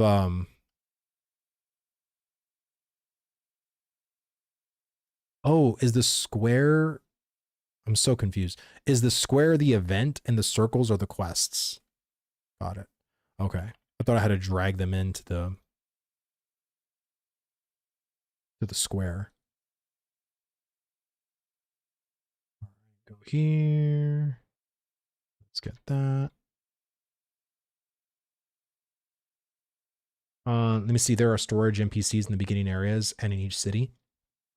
What's crazy is when I was testing yesterday, or actually no, yesterday in the Anvils, or I'm sorry, in the Anvils, in the Riverlands, they took out the storage in Lion's Hold. Like so if they took it out in Lion's Hold, that means they also took out the storage in the Anvils too, right? Because like the benches were gone in Lion's Hold, or Samia, sorry. So in Lion's Hold and in Samia, so there is no more storage there. The storages are now located in Avion's End and Briarmore Farms. So I mean that makes sense because having 4 storages in a neutral area is kind of nuts, right? So little crazy. So here's another person right here I gotta kill. Ashes will get review on for sure, and people will buy the game and just refund it to just to dislike. Yeah, I mean, again, it's always cool for some people to be in that hate train, right? But like I said, I would say, because we saw a video yesterday from our boy the Copium Clinic, and he was talking about Force Gaming and his take on Ashes, and Force was saying that, oh, well, if Ashes is going to get negatively review bombed, people are just going to dismiss it and never go back. And I completely disagree, because even if Force plays on the 11th and has a very negative experience, you don't think that he's not also going to play? Like, I can guarantee you, regardless of whatever impression Force Gaming has on the 11th launch, he will also have an impression on the release of this game, because that's his channel. He covers MMOs. Like, I don't think even Lazy Peon, even if he has the most negative experience on the 11th, and people are going to watch Force Gaming's video, people are going to watch Lazy Peon's video, and they're going to be like, wow, oh, look who it is. Oh, I can't show you. It's cheese. They're going to have a negative response, and their community is going to be like, yeah, that's so dog shit. That's terrible. This game sucks. Ashes is dead. Da da da da da da da da. And just like with any hate train, the optimism, if it's truly better, if it's more fleshed out, if things are feeling really good and fun and engaging, he's going to make a video a week before the launch of Ashes of Creation. And let's say he has a completely different thing. Players are not going to be like, oh, no, Force, you said a year ago that you hated the game and the game's suck and the game's dead, so I'm not going to play it even though you had a really good experience this time around. Who does that? Like, I don't think any MMO player thinks that way. And I've been in this community for a long fucking time. I've been in this MMO community for 20 years. Like, the amount of people that wrote off New World literally went to go and play the new expansion. So many people in my small guild community that hated New World or New World was trash or whatever literally went back to play New World. So again, I just think, yes, you'll be on the hate train now, or maybe you won't, but then Force will make a video, someone will make a video of a content creator that you like, and then they'll be optimistic, or maybe they won't. I don't know. But all I'm saying is that when MMOs need time to cook, and if Ashes truly takes its time to cook and make a good product, like, Steven wants, those same players that talk shit, well, then, they'll play it when it's good, and then they're going to be like, wow, those players will be like, wow, like, look at how far the game's come. Like, I remember seeing Force Severe from a year ago, and look how much the game's improved. Look how much look how much fleshed out the game is, and yada, yada, yada, yada. Right. Like, isn't that the point? Right. The whole point is for us to actually have a good MMO when it launches. I don't give a shit what the state of it is in beta or alpha. I don't give two shits. I think everyone, in my opinion, is more concerned with the launch of Ashes of Creation, not what's happening in an alpha or in a beta. Like, I think it's very weird. And again, it's more of a stand approach, right? Because it's like you just want to hate agree with your favorite content creator. And there's many content creators that's what their channel is all about. Their channel is literally designed to hate.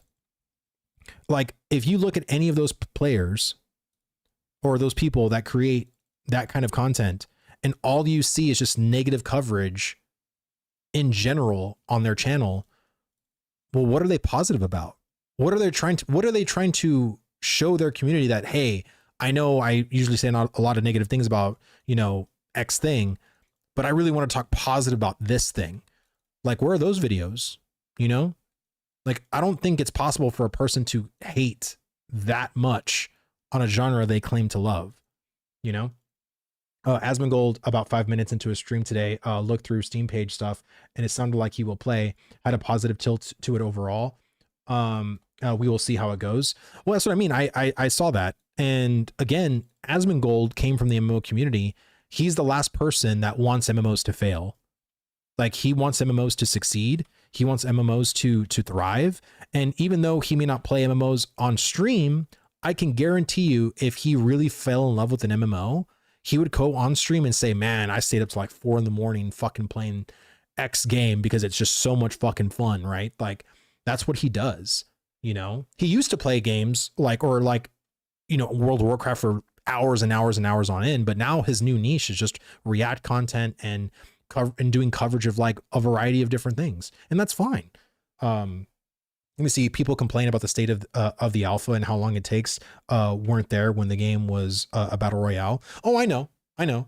Again, like, people want to just hate on something to hate, and that's fine, right? Like, yeah, he said he will play it yesterday. Yeah, I saw that. And take a water sample. What the hell do I get a water sample? Water sample from where? Changing times.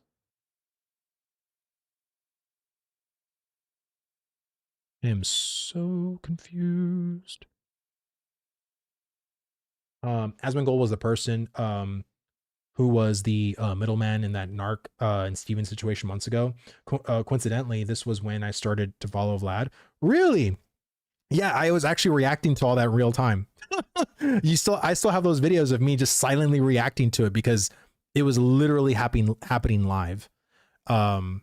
So yeah, crazy stuff. I mean, to me, I really like that. I think Asmund did a really great job pressing Narc, and also you know, even having Steven show him like what was the deal about everything, right? But again, people have their perceptions, people have their things, and you know, again, certain people can't handle the alpha coverage. Like, I think there was a lot of things that Narc did was very disingenuous, and he knew it. He absolutely knew it. He knew how to placate to his audience in that way. So I think people were also there was a certain segment in the Ashes community that really hated how slow things were going initially. So awesome, or fishing looks awesome otherwise. Yeah, it really does. Like, I think they've come a long way with certain things. And again, some people want them to move faster than others, but take a water sample. Where do I get a water sample? What do I do? Let me read. Take a water sample at the Nexus regulator. So I killed the Ramkin. Discover the Ramkin's motives at the Nexus regulator. Take a water sample. Okay.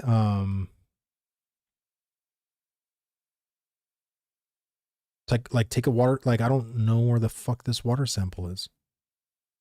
Has anybody done this quest to know where a water sample is in this stupid Kaltorum circle thing? Because I don't see any, like, it shows me a circle like dead in the center, and there's nothing to click on here. There's no water source here. Most exciting AOC moment, and we'll still be talked about it for years. Yeah, I know. It was really cool to see it. You know what I mean? But honestly, I think Narc needed to do something else. Like, even for his own mental health, like, I think he needed to do something else that he had. When Narc came on the scene, he was so passionate and so excited for Ashes. It's like, that's the Narc I kind of miss, you know? And again, Narc during that time, you know, wasn't a white knight either. Like he still shared his concerns and still shared like his things that he didn't like or whatever. But it came down to such a vitriol and such an ugliness that he was so bitter. And I think, you know, what he's doing now with his new channel, I think is really, really good for him. And I'm actually happy for him. You know, I don't think he likes me very much, but you know, I don't hold anything against him. You know, he's a content creator. He's doing what he loves and he should be doing what he loves, you know, like, I don't think anybody should be forced to do content that they don't like to do. I remember someone making a side-by-side of Narc years ago versus Flanker. The difference is wild. Oh yeah. I love Flanker, man. Flanker, he's such a level-headed guy. I think we have more level-headed people in the Ashes community now than we ever have before. It looks like a lever, Vladis. Oh, okay, okay. I see a lever. Why is it not glowing or something? It's literally open the gates. Okay. I think he got, oh crap. Well, that definitely needs to change. That lever needs to be glowing or something, or the freaking circle needs to be better. That's kind of wild. Dude, freaking playing fighter with brutal cleave is amazing. I love it.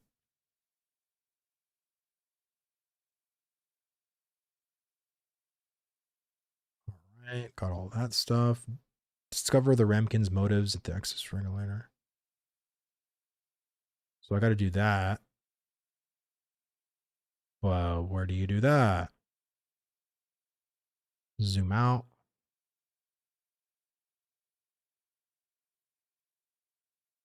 So do I have to kill Ramkin and it drops something or what? Even the circle is gone too. Let me just zoom out more. Let me just make sure that.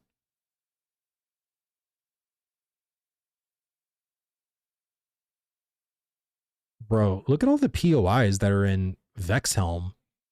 Vexhelm has 1, 2, 3, 4, 5, 6, 7, 8, 9, 10 POIs. And Dunhold has 3. Like, how do they not spread these POIs better? That's wild.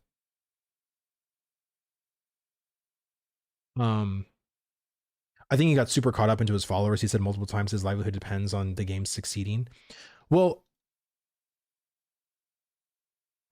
and again, I think honestly, like when it comes to certain people, because honestly, I watched him live a couple of times and he was really ugly to his community. Like the amount of shit he talked to his own followers was crazy.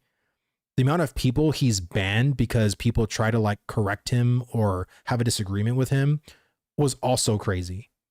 And again, I understand there's people that want to create echo chambers. Like yesterday, we had an example, right? Hank Hill was in our chat and I just timed him out. Like, I don't mind. I get people hate comment on my videos all the time. I don't care. It's actually engagement for me. It actually helps me. So it don't bother me. But I do think when it comes to, like creating an echo chamber, I think having disagreements with the person you're watching is healthy.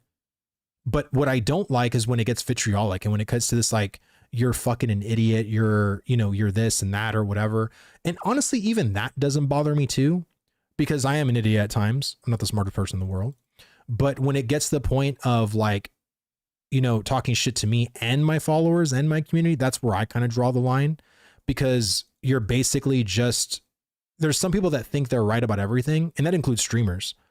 Streamers have this, streamers almost developed like not an inferiority complex, but they develop like a, what's the fucking term? Like they basically just develop a big head.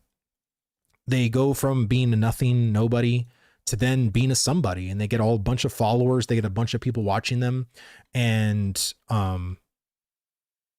they feel like they've arrived or made it. And that means that now I can, my opinions and what I do, or like what I say, like matters. Okay. So now I got the thing from a mob, and now I got to head to the nearest node, which is Kaltorum. So I can't summon my mount here.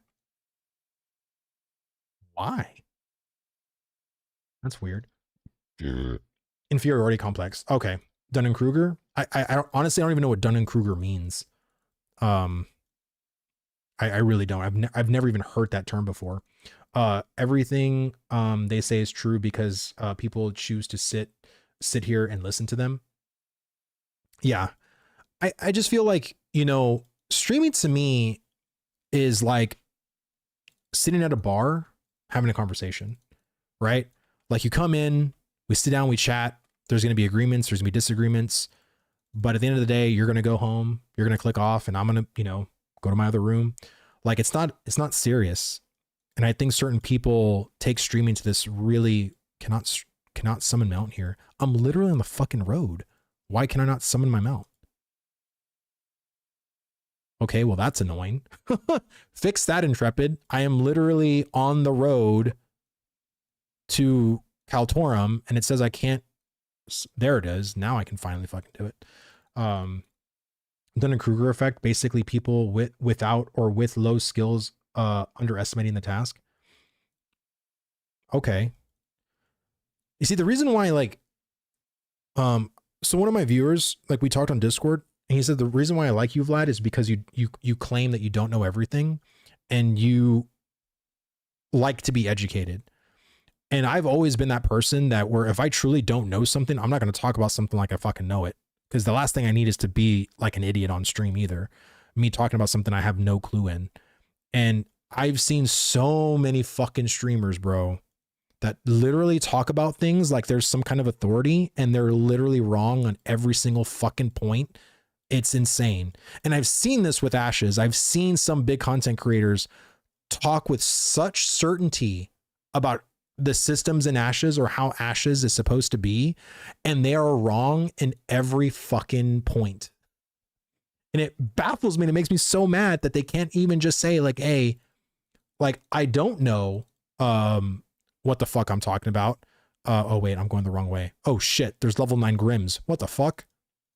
How are there such high level Grims like right outside the fucking starting zone?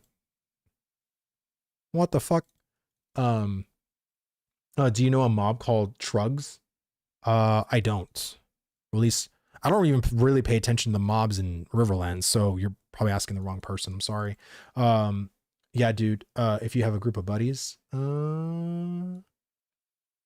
sorry. Is Ashes worth it? Sorry. Yeah. McGee World. Is Ashes worth it? That's such a. Why are there such high levels going to fucking Kaltorum? That is wild. Okay, well, this will be interesting getting here. There's like level 7s, level 10s. Why are they on the road? Okay, sorry. Narc was never going to play Ashes long term. Even all the points he made about the dev speed weren't an issue. He wanted more of a PvE type of game and really did not like the PvP aspects. I don't know how. I'm a PvE player in WoW, and I'm fucking playing Ashes. And I actually have something I haven't even announced yet, but I'm going to be playing Ashes on the 11th very differently. And I really hope you guys enjoy it. I'm trying to set everything up now. But it's going to be for you guys, the people watching, because I've watched a lot of people stream Ashes and it's the most boring shit I've ever seen. I'm sorry. It's Ashes is such like a very like you're going to watch a person be in a certain spot for hours and hours and hours, or there could be some skirmishes of PvP here and there, but for the most part, it looks boring. So I'm going to try to do certain things to kind of spice things up for you guys to make it a better viewing experience, I would say, to keep things interesting.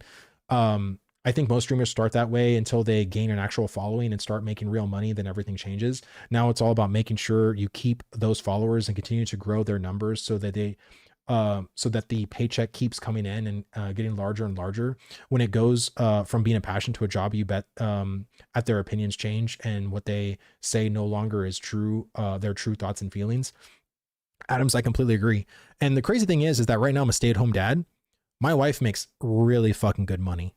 Like, and thank God, because me, having to go to work and leave my 2 kids, my 4-month or now my 5-month-old and my, now 2-year-old at daycare would break my fucking heart. And the fact that my wife makes good money to sustain our entire household, not like super well, like we're going on vacations every month, but I mean, at least that I can stay home with the kids and not pay almost $2,500 in daycare a month. Yeah, like that's amazing. Not every family has that luxury, and thank God I do, or we do. But at the end of the day, like I there was a person yesterday that said, which was Hank. I think it was Hank. Pretty sure it was Hank. That I have like only 3,000 followers, and I've been covering this game for like almost 5 years. So it's like AOC is dead. The fact that I have 3,000 followers in a niche, in an MMO niche, where you tell me and go like look at every single only MMO people that cover one MMO, not a variety MMO person, because that's why a lot of variety MMO YouTubers exist. I mean, look at Nice Gaming, right? Nice Gaming covers a lot of different MMOs. He's been playing Ashes of Creation, Guild Wars 2. He played New World. He came from ESO. But I've been a mono MMO player for a long time. And I think having a variety YouTube channel, like it has its advantages, right? But I only wanted to cover Ashes because Ashes to me was like the thing I'm very passionate about, the thing that I really enjoy. And for me, I don't care how long it's going to take me to get to whatever point I need to get to, because really what I want to get to is the game being launched. And I've said this to a lot of my friends that are content creators, you know what I mean? Like, Burns is like one of the best content creators we have in the space. Like, I love Burns's content. Flanker is another really good content creator too. I mean, Nice has been making content for a long time. He's really good at it. It clearly shows. But I do think there's a lot of the smaller AOC content creators that are really good. They're small right now for sure, but the game, yes, it has its viewership, right? We have a community here, but it's small, and that's fine. Like, I don't give a shit. You know what I mean? Like, my whole thing is you will notice when I'm being inauthentic. I've been authentic on this channel for a long fucking time. There's a lot of people on this channel that watch me regularly, which I always appreciate. And they will call bullshit when Vlad is not being Vlad. And I can guarantee you, like, would I love to be able to make more money to support my family? Absolutely. But I'm not going to let that dictate how I'm going to be as a person or how I'm going to be as a content creator. I think that's bullshit. I just hear so many opposing opinions about this game. Yeah, I think there's been a lot of people talking very negatively about this game. And believe me, game has issues. I'm literally experiencing them as we speak. Like, I've been playing a starting experience that still needs way more fleshing out. And, again, I think there should be a disclaimer that if you pick Anvils, that it should say something. And I think Nice actually came up with this suggestion that, it should say like caution, not new player friendly, or something like that. Right. Or, this is still, this starting experience is still a major work in progress comparatively to Riverlands, something to that effect. But, if you are, an MMO player and you don't mind, a little bit of jank or whatever, because I would say that right now, this feels like phase 1 Riverlands. Like, what I'm experiencing right now feels like phase 1 Riverlands, aside from the mountain part. The whole mountain 1 through 5 was really fine. But outside of that, I feel like I'm in phase 1 Riverlands. Did they fix all the recipes in the Anvils? I don't know. I think they did, but we'll see. Let me see. Wipes will happen when they happen. Might not even get a lot of warning. We got a lot of warning with this new wipe. Like, we got like weeks in advance, which I think is pretty long. It's not like they go and say, hey guys, it's Monday, we're wiping this Friday. You know what I mean? Like, they've never done that. So I think we do get plenty of notice. Can you tell me your top 3 favorite things about Ashes of Creation? Gathering is definitely the top of my list. I come from WoW. I never gave a shit about professions. And gathering to me is a really awesome thing in the game. It's very relaxing. The next thing I would say I love is the button pushing, the combat. I would say probably combat is probably my top, to be honest. Yeah, combat is like, okay, on the grand scheme of things, I would probably say, like, in no particular order, there's the gathering, there's the combat, and there's the community interaction. I know community interaction isn't actually a playable system in Ashes, but man, if you're like a classic MMO player, like a classic WoW player, or like a player that thinks of like their old 2010 experience of where being in a community mattering and being a part of something and being like a cogwheel instead of everything being so single player or so solo friendly that everybody else just feels like NPCs in your world. Ashes does not feel like that. And it feels so good to play an MMO where you feel needed in the world. Like you feel like you have an impact. So I would say that's probably like my top 3 favorite things about Ashes, is me feeling like my contributions and my things that I'm doing mattering. And the fact that my button to button pushing in my class feels really fucking good. Sound effects are good. Combat in general is good overall. And then just the gathering, like if you played New World and you love the gathering there, this feels like a very fucking close second. Like it does. The New World gathering was like top tier, but this is definitely like if New World gathering was S tier, Ashes in my opinion is A tier. Like that's how good it is. And we're still not done. Ashes could hit the same level of gathering. And I hope it does. AOC drama is the only feature complete system. It's great. Yeah, I would say so. Asmin and Summit confirmed that they will try Ashes. Oh, dude, that's great. Dude, it's going to be a battle royale, 100%, dude. And my bro Vallejo, what's going on, man? Good to see you in chat, man. Hope you're having a good day. Good take. I like gathering, but there's room for improvement. There's always room for improvement. A lot of these systems in Ashes are definitely room for improvement. And that's why we're here. We're here to provide where it can improve from a player's perspective. What I don't like from other gaming companies is they do things from a developing perspective. And I fucking hate it, because developing a game and playing a game are completely two different things. And I hate how sometimes developers prioritize their end instead of our end. And you very much can feel it. In some MMOs. In my opinion, I wouldn't want any big streamer trying AOC. Why not? Again, you have to understand, dude, like I'm going to tell you the reality of what's going to happen on the 11th. There's going to be people that, you know, don't mind the experience. Oh my God, dude, the freaking road to Kaltorum is absolute AIDS. What is this? 1-star Minotaurs, level 11, Hawks. These are the freaking Hawks. Level 12 Hawks. Why is there just an empty plain of Minotaurs, Archers, and Hawks completely surrounding the road to Kaltorum? What is going on? Like if they were level 5 or 6, I would be like, okay, cool. Why the fuck are they this high of level right now? I truly hope it's because is Kaltorum a village right now? Yes, that's why. I believe when it goes to wilderness, I think these things will be of a lower level. But that's still a terrible experience for somebody to come in and play the game potentially in a week or two. Like, why is there so much shit?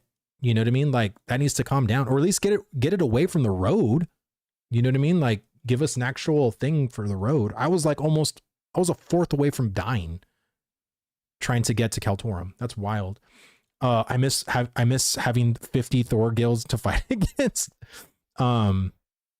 So here's my thing on the whole, like, you know, because I know one of my people in my chat said that they didn't want any of the big people playing. Well, any class you'd want, or you would say don't meet the criteria of what archetype they cover. I think every archetype feels very much like its archetype. If you like playing mage, there's a lot of magey things. If you like playing ranger, there's a lot of ranger things. If you like playing fighter, there's a lot of fighter things. I think classes feel pretty good overall. I think the most fleshed out classes currently are probably rogue, bard, and potentially summoner. I have not played summoner, but you know, it is what it is.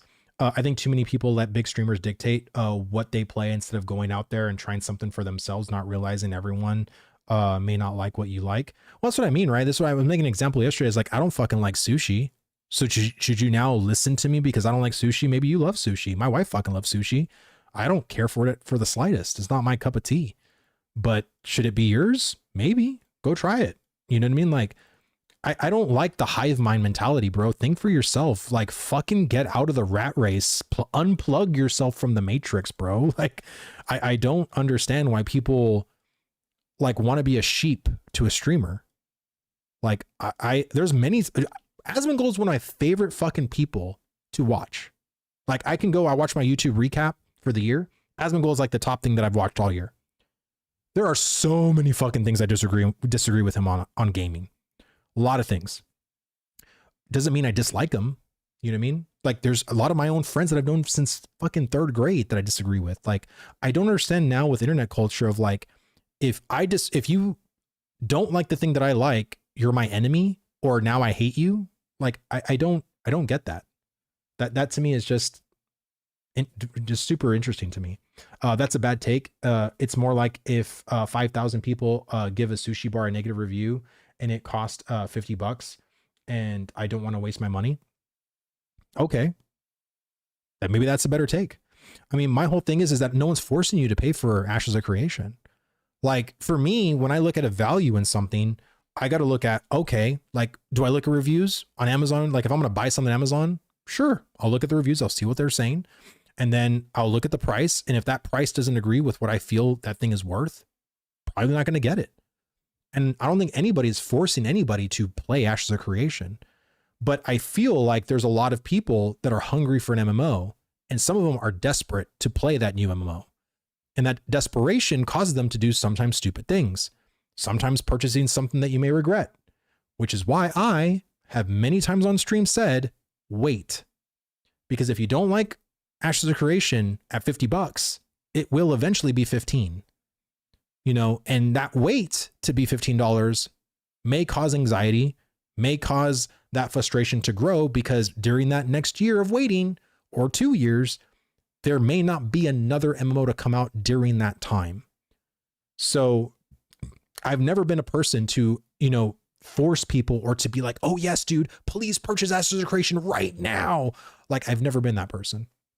So if you're watching me, that's brand new. Like, maybe you've watched other people that have been very much like promoting the whole please buy it on the 11th.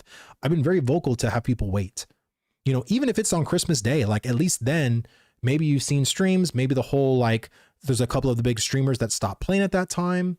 You'll have a better, fresher perspective. You'll see the game actually play out, see how everything does. And if it still doesn't look worth your time, then don't do it. Like, please don't do it. Most people aren't cut out for testing the game, but FOMO is strong, so they'll jump in. Exactly. Like, and again, like, there is no FOMO. Ashes will be here now, and it'll be here a year from now. It'll be here 2 years from now. So, and most people that keep saying that Ashes is dead, it's not going to be dead. So just sit back, you know, relax, take some deep breaths. And if you don't like what you're seeing, then by all means, like, do not buy it, you know, don't. FOMO is a test environment, for a test environment is so weird. I'm in your boat, dude. I don't agree with it either.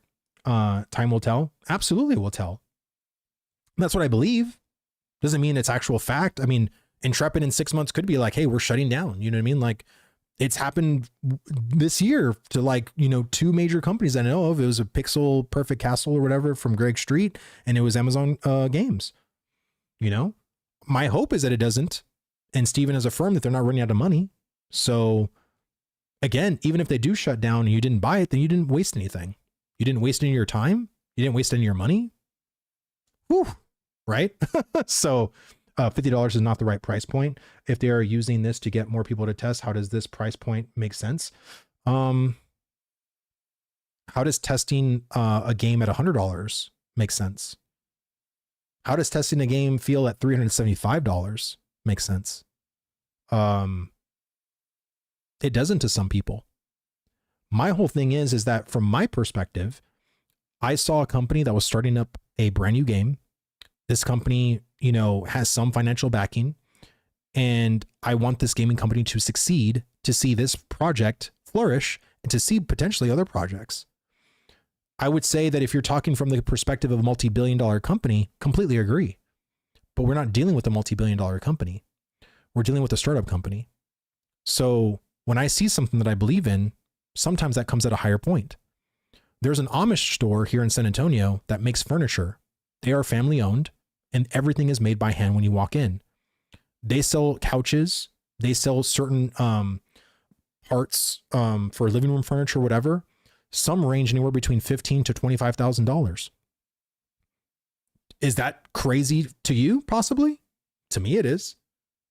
But there's quality there. There's craftsmanship. And that's what I've been seeing personally throughout this whole testing. This is what I've been seeing actually throughout the entire time I've been here, is them working towards building this game, fleshing it out. And there's been progress from phase 1 to now. And to me, paying $375 to test this game, I feel like I've gotten my money's worth. There are some people that value that would have been utterly ridiculous to them. And that's fine. Like $50 is a lot of money for a game to play. I mean, there's people that still say AAA games releasing a game for $70 is ridiculous, right? But everything has different value to different people. And this is why I don't try to force anything monetarily down anyone's throat or try to force people to spend money to buy in early or whatever, right? To be that early adopter. Because again, not everybody can be early funders of a startup company. You know, it's risky, right? It's risky to be a funder or a backer of a startup company. Most of them fail. So do I have to spend $50 plus the sub? So you'll spend $50, technically $44.99 if you buy between the 11th and the 25th. If you purchase after the 25th, it'll be $50. But that $50 will then go all the way to the launch of Ashes of Creation. So if you pay $50 for $44.99 now, you won't have to pay that $15 until the second month of the 1.0 launch. So if 1.0 happens in summer of 2027, then, you know, let's say July of 2027, then you won't have to pay your sub until August of 2027. So that $50 goes that long. So, let me see. If $50 is too much, you should be working, not playing MMOs. Well, I mean, dude, honestly, right now, I would say there's families right now that are strapped, you know, and I can attest to that. You know what I mean? Like, you know, $50 can go towards paying your electric bill, paying towards your credit card, paying towards your college debt. And those people still work. So, I mean, I wouldn't judge too harshly on that, man. You see, the real truth is the devs want more money to continue development, but they don't want to outright say it. Here's no such thing as too much money when you're developing your first and only game. Well, that's what I mean, right? Every startup company needs money. Like every company startup needs money. This game is garbage. Yeah, to you, that's probably a very real opinion. To others, it's not. So, you see, I was paying $250 a month for my EQ habit. One $250 Ashes cost for 3 years has been way cheaper. Wow, that's crazy. Let me see. Max level 25 right now. You fall asleep grinding contest. Contested pooling areas 4 to 5 mobs at a time as a group for 8, using the same 4 to 6 rotational skills, 10 to 12 times per pool. Yeah, that would say that's pretty much an accurate representation. And I do agree with you. It is boring as fuck. That's been my problem and a lot of people in the community's problem of the way to level. Like, again, we're trying to work on the levels 1 through 10 experience now, but let's talk about the 10 through 25 experience right now. That's it. This is why I don't try to tell people like to, oh my God, play this game. It's so amazing. This game needs so much fleshing out. So if that's not your cup of tea, that's the reality of what you're going to step into post level 10. So I completely agree with you.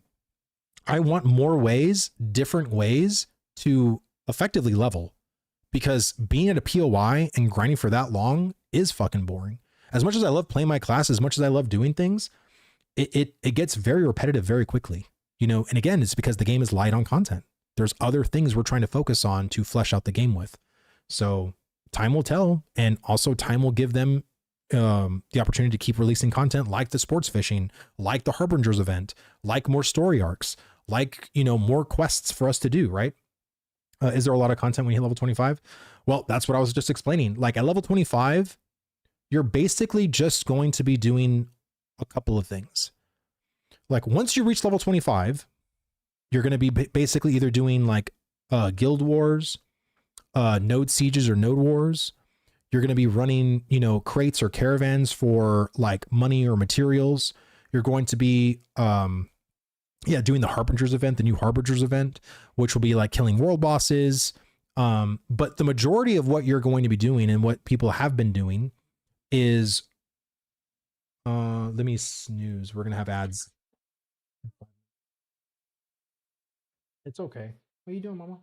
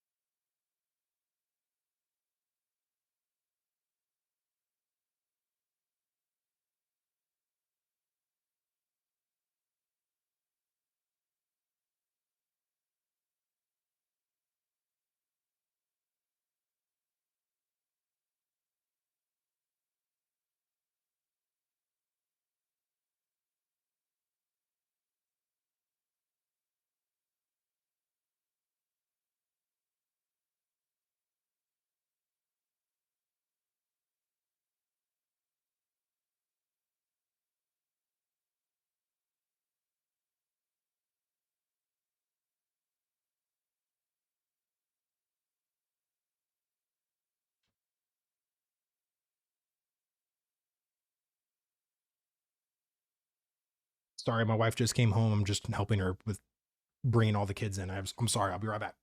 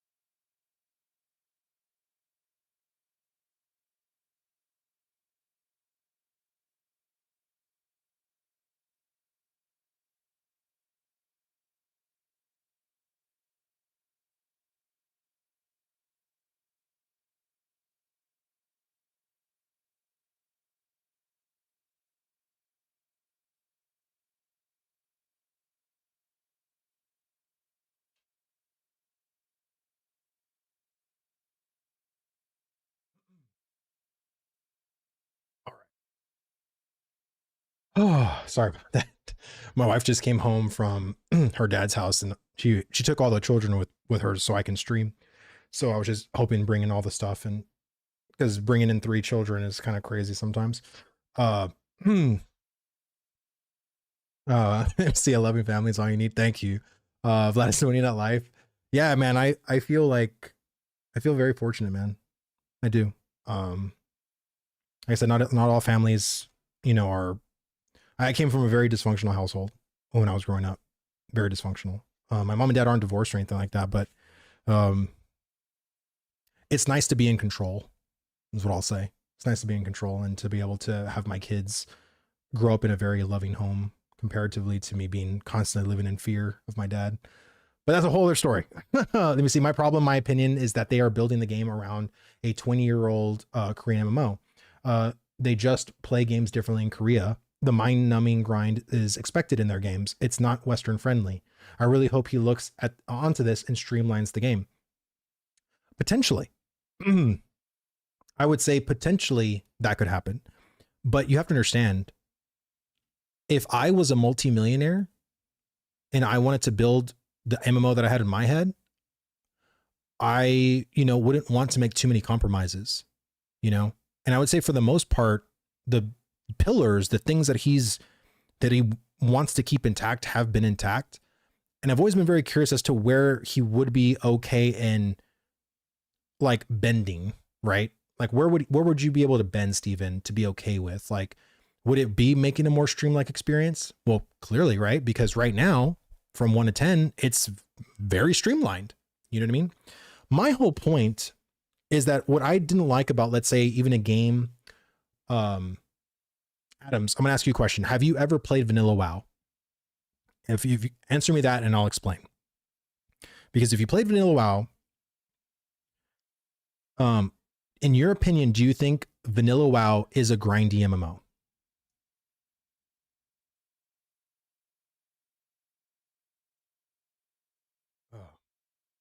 And I don't know if he'll actually, now I'm playing it right now, Turtle WoW. So, Mace Windrew, thank you so much for the sub, brother. Thank you. I think it can be. Well, isn't Vanilla WoW or Turtle WoW, you're just grinding quests, right?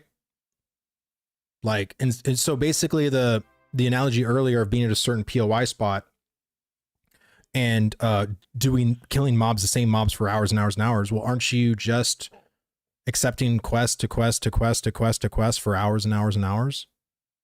Like, isn't it? It's the same thing. You know what I mean? Like, and mind you, in Vanilla WoW, there are things to break up the monotony a bit of questing because you can do dungeons, right? But outside of doing those, you can either repeat dungeon grind or you can repeat quest grind, but it's still a grind, And again, my mob grinding the way Ashes has it isn't my cup of tea. Again, I'm very used to the WoW grind. Like, I don't mind going and do a dungeon, 5 times, right? Because at least I'm moving, at least I'm seeing different things. But for me to be stuck in a certain part of Steel Bloom, or me being, on a ledge, at Cephalian and being there for freaking 8 hours is a little too much for me. But the Sand Park element of Ashes of Creation is where I want certain things to be kind of done from, an explorative approach, right? To where basically I just want multiple ways to level. Some of them can be effective. Some might be ineffective a little bit. What I don't want is that the only course of action you can do in Ashes of Creation is to quest a level. If you want to level fast, just quest. Like, I kind of don't want that. I want Ashes to be able to have a variety of things for players to be able to do and not feel like they're just stuck into one. And right now, players are stuck mob grinding in POIs. That's what they're stuck doing. And that to me is something that I've given feedback on. That's something that even the developers know, because again, Ashes of Creation is still lacking a lot of their content. So I am hoping that it gets more streamlined. I don't understand this mentality because I am a casual player. I deserve to hit max level quickly. So what if it takes a few months to get there? Enjoy the trip, bro.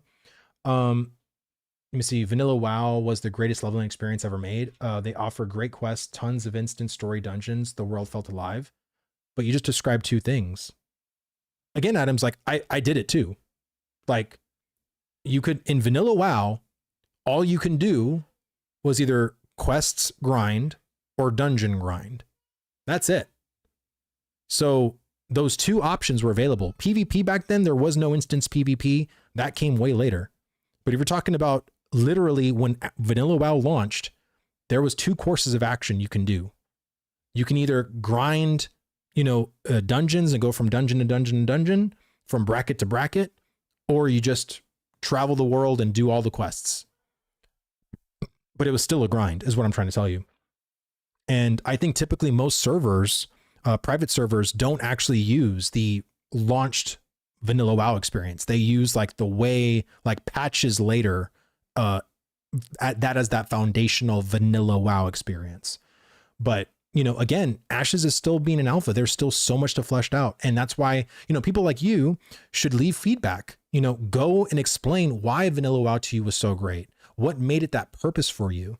And explain that and give it in detail, and what Ashes of Creation is lacking in your mind and what your fears are. Like I've always said to brand new people that come into my channel, if you have even the slightest bit of interest to potentially play Ashes of Creation, this is a company that listens. This is a company that actually values your feedback. And I know we're very much used to, as a gaming community, to think that our feedback is going to be thrown in the trash or tossed into a void and never heard from again. But that's not really the case here. I think the world is what made WoW amazing. And let me tell you, dude, like the Riverlands is pretty cool. And there is still so much to be done even in that part. But even looking now, like the Anvils looks really freaking good. Does it need work? Absolutely. But the thing is that I think a lot of us coming from WoW, like, because that came from such a time period where if you truly played back then, this is why it still holds a special place in my heart after 20 years. And this is how most people are. Like if their first experience was Arcage, they have the same sentiment that I do for WoW that they do for Arcage.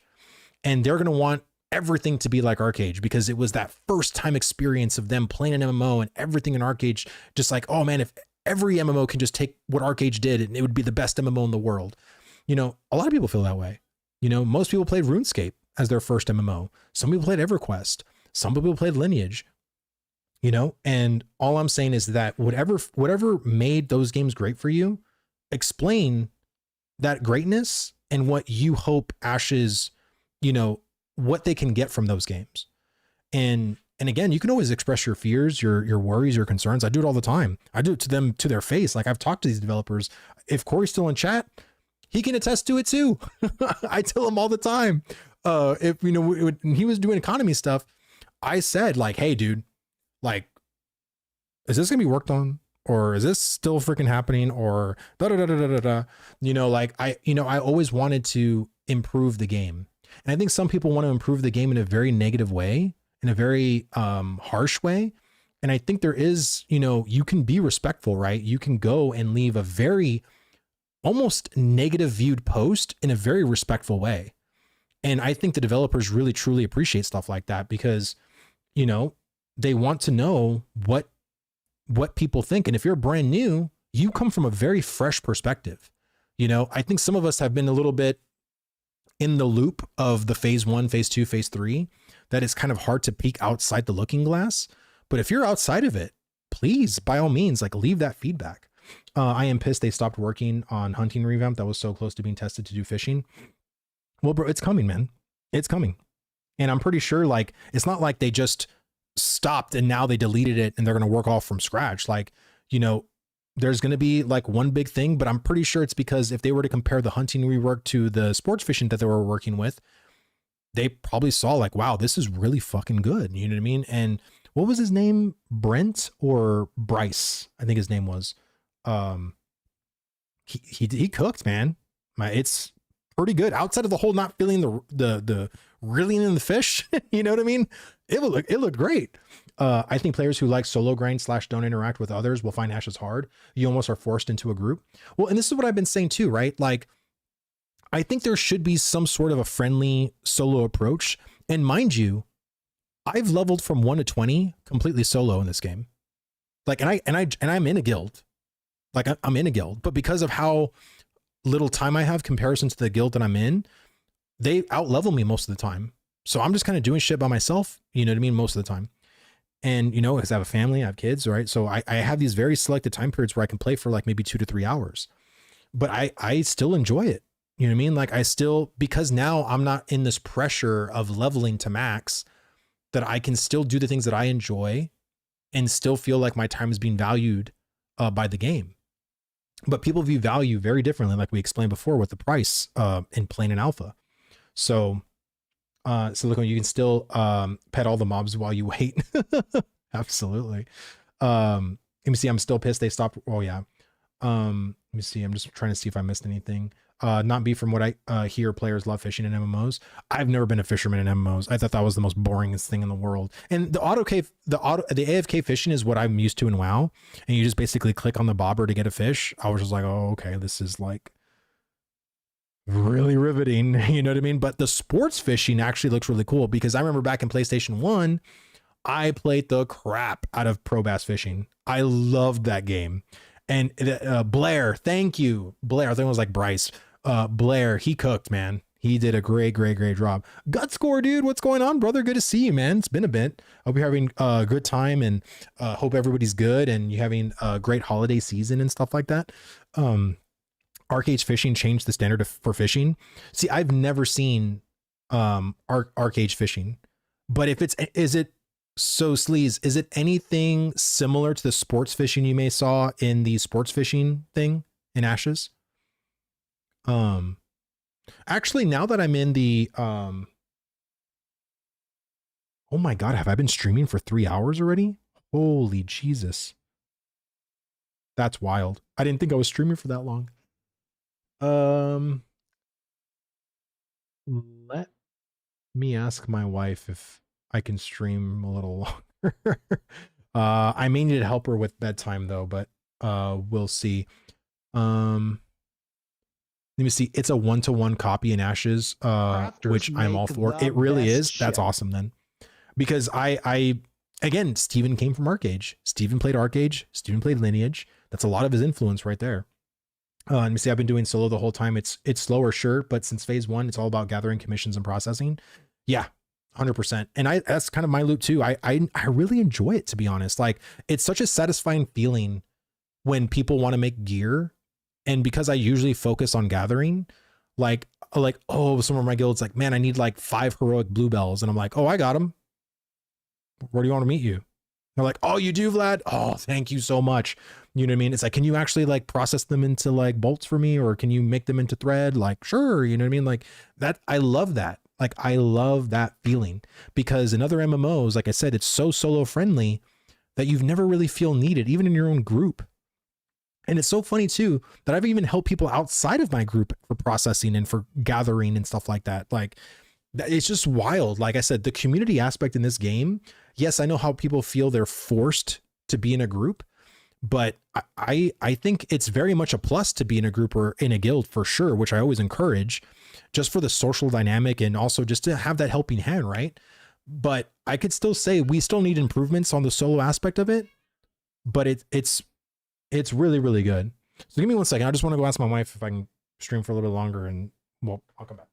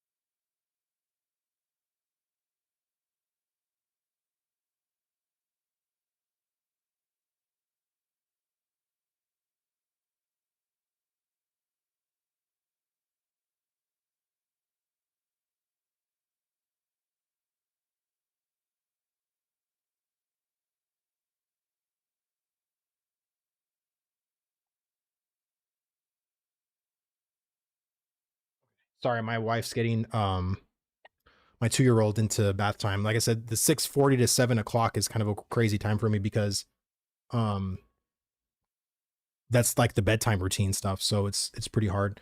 So I'm just gonna hold the baby until my wife gets her settled and she'll take my kid. Let me see, solo players unite.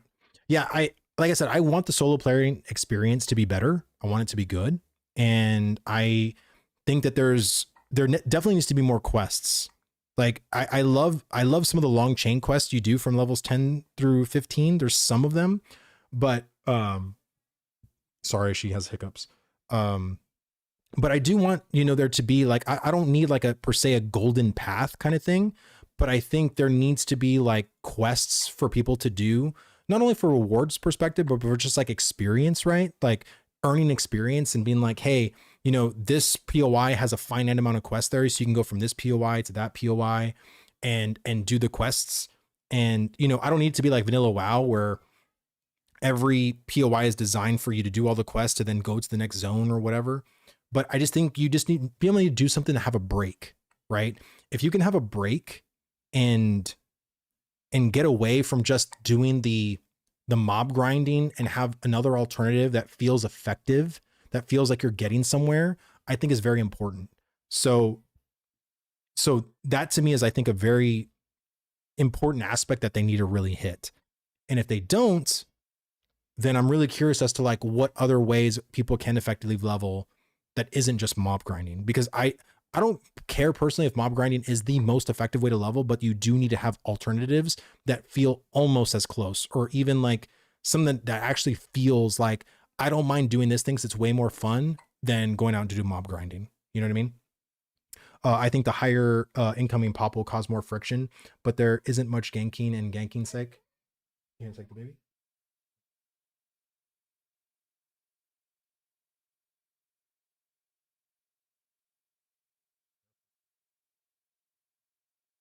So, yeah, I think honestly for ganking, I wouldn't really worry too much about ganking because of the flagging system, but will there be people that gank? Possibly, but it's always been very, very, very rare. And because we have the PvP protection from levels 1 through 10, I think it won't be nearly like there won't be anything happening between that time period, unless you willingly flag. Like you can still willingly flag with going from 1 to 10, but if someone's trying to attack you, you're protected. Like they're not going to do any damage. How was that quest line? I just realized the final quest forces you to the settlement. That's rough. Yeah, I didn't complete it to auto log me out because I was just idling for too long. But the one thing I would say is going to Kaltorum sucks. Like that is, if you're literally just doing the quests, you're either barely level 5, potentially level 6 maybe, because maybe you were just killing more mobs than I was. I wasn't, almost killing the minimum. And it really sucks going to Kaltorum on the road, not even like trying to skip or bypass anything. Like it didn't feel good. James Madison, thank you so much for the follow, brother. Thank you. Hope you guys are enjoying the stream so far. Agreed that there is a route to get there, but the average Joe will die. Yes, 100%. Let me see. Honestly, the people saying solo is impossible didn't try, because I know someone who's gotten to at least level 20 on every archetype except Bard and Summoner. Yeah, no, like I said, you can do it, but it's those people that are in the know, right? I think it also could be very frustrating for a new player to try to be solo because they're not going to know anything. They're not going to know some of the ways to do things, not do things. And, I think honestly, that'd be a great YouTube video to make of like the different ways to level in Ashes of Creation, because that's definitely something that players really need to know. And you see, I really want a more granular Destiny system, like each artisan type having one. And that very well could be the case. I think the Destiny system could evolve into something really fucking amazing. I really do. I think this Destiny system is legit. I think I can think of so many different ways on how this particular thing could evolve into some really cool shit, like cosmetic stuff, character creator, exclusive things. Like, I don't know. I just think it'd be really cool. What nobody is talking about with questing is that it makes the world makes the world alive. It forces you into areas that you may not go, and it gives your character a reason to be in the world. We forget it's an MMORPG. No, absolutely. Like I said, I'm not a fan of questing, but I do love the traversal. I do love making the world matter and making, and going visiting things that you normally would never visit. Like I completely agree with that statement. And that's why I think questing is important, even to someone like myself that doesn't like it. I think it's a staple in MMOs, and you should be able to have that system. What is the Destiny system? So there's a brand new system that you guys will be able to experience, and I can't show you, of course, because it's PTR. But people say it's like the Guild Wars 2 achievement system. Like I've never played Guild Wars 2, so I don't really know. But it's basically a system that you earn little mini rewards and experience for completing certain basic things. It's kind of a tutorial to kind of teach you the game and incentivize you for doing it. So it's like one of the destinies is like hit sprint on your keyboard. One of them is like complete 5 melee weapon combos, complete 5 ranged weapon combos. What's the other one? Equip a necklace, you know, just little things like that. And it gives you like I said, some glint. It gives you some adventuring experience, but it also, for you as the new player, shows you like the game in a way. And there's destinies for adventuring. There's destinies for combat. There's destinies for professions. Like, so it really just gives you a little bit of a broad stroke approach to kind of teach you bits and pieces of the game, but also incentivizes that progress as well. It's really cool. Quests and commissions help new players get started. Absolutely. Destinies have really good items, 100%. Do the first 2 trees. Yes, 100%. There's just, they're just going to keep adding stuff, and that's exciting to watch all this evolve. I think that's been the biggest thing, Cannabis, for me, is just seeing the evolution of like when we started and where it is. Like, it's really, really crazy, man. Questing gives most people a direction on where to go. Look at Elden Ring. I know people who, that quit playing, even though you can go anywhere you want, because they didn't have that mindset to set themselves goals on where to go or what to do. Also too, there's still a lot of people that never tried Dark Souls games. So if you come from that universe, this is kind of like the same old song and dance for you. But I think in another universe, when something's so open to a new player, you don't know where to start. Like I remember playing Conan Exiles for the first time. I had no idea what to do as a new player. But again, admittedly, I am not a survival person. I do not like survival games, but I just had like, what the fuck? Like, what do I do? Choice fatigue? Absolutely, Diddle. I think with choice fatigue, this is why I don't mind the starting experience being so much on rails, because sometimes it's really nice to have your hand held through an experience to then guide you. It's almost like you're going through a hallway, very narrow hallway, and you have basically a teacher holding your hand, taking you to the final destination at the end of the hallway. And level 10 is supposed to be that end of the hallway where now you see this world, right? Now you see all the possibilities, all the things you can do. And to that hallway and that conversation leading to the hallway of explaining where you're about to get into is very important. And then that's what the Golden Path is trying to do for Ashes of Creation. And once we can get to the end, I think new players will have that less choice fatigue and more so like, oh man, I don't know what to do first. You know what I mean? Like, it's like, I want to be able to do gathering. Well, go for it. Go gather. Oh, if I want to gather, then I need to make a bag.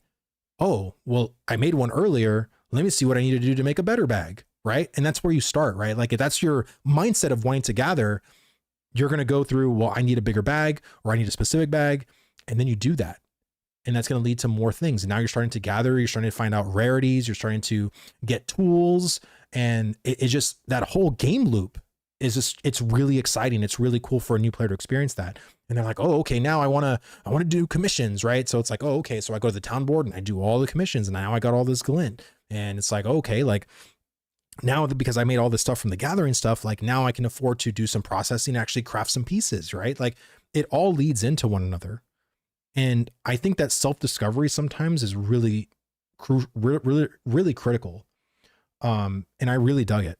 You see, my entire time from beginning of the game was to make boats. Look at me while I did, but I did it. Yeah, it took me a while, but I did it. Yeah, and some people, I'm sorry, I want to get some more water. I literally ran out. I'm gonna go get that because my voice is like getting hoarse.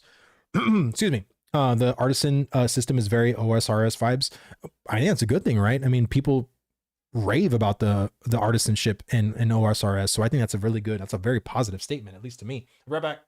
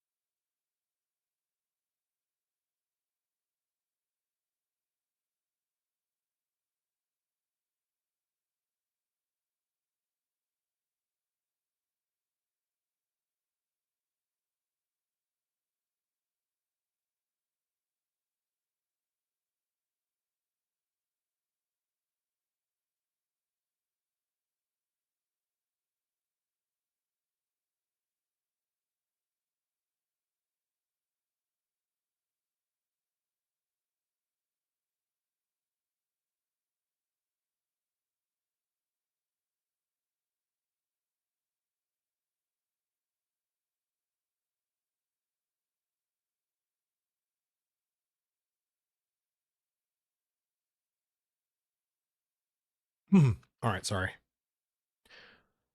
Oh, okay. I can't wait to get my mining cape. Well, I really did like the fact that they put what was it, the novice shirt and pants. I haven't seen a novice belt yet, but I really hope they add a belt for novice tier. Um, I think having all three is important personally.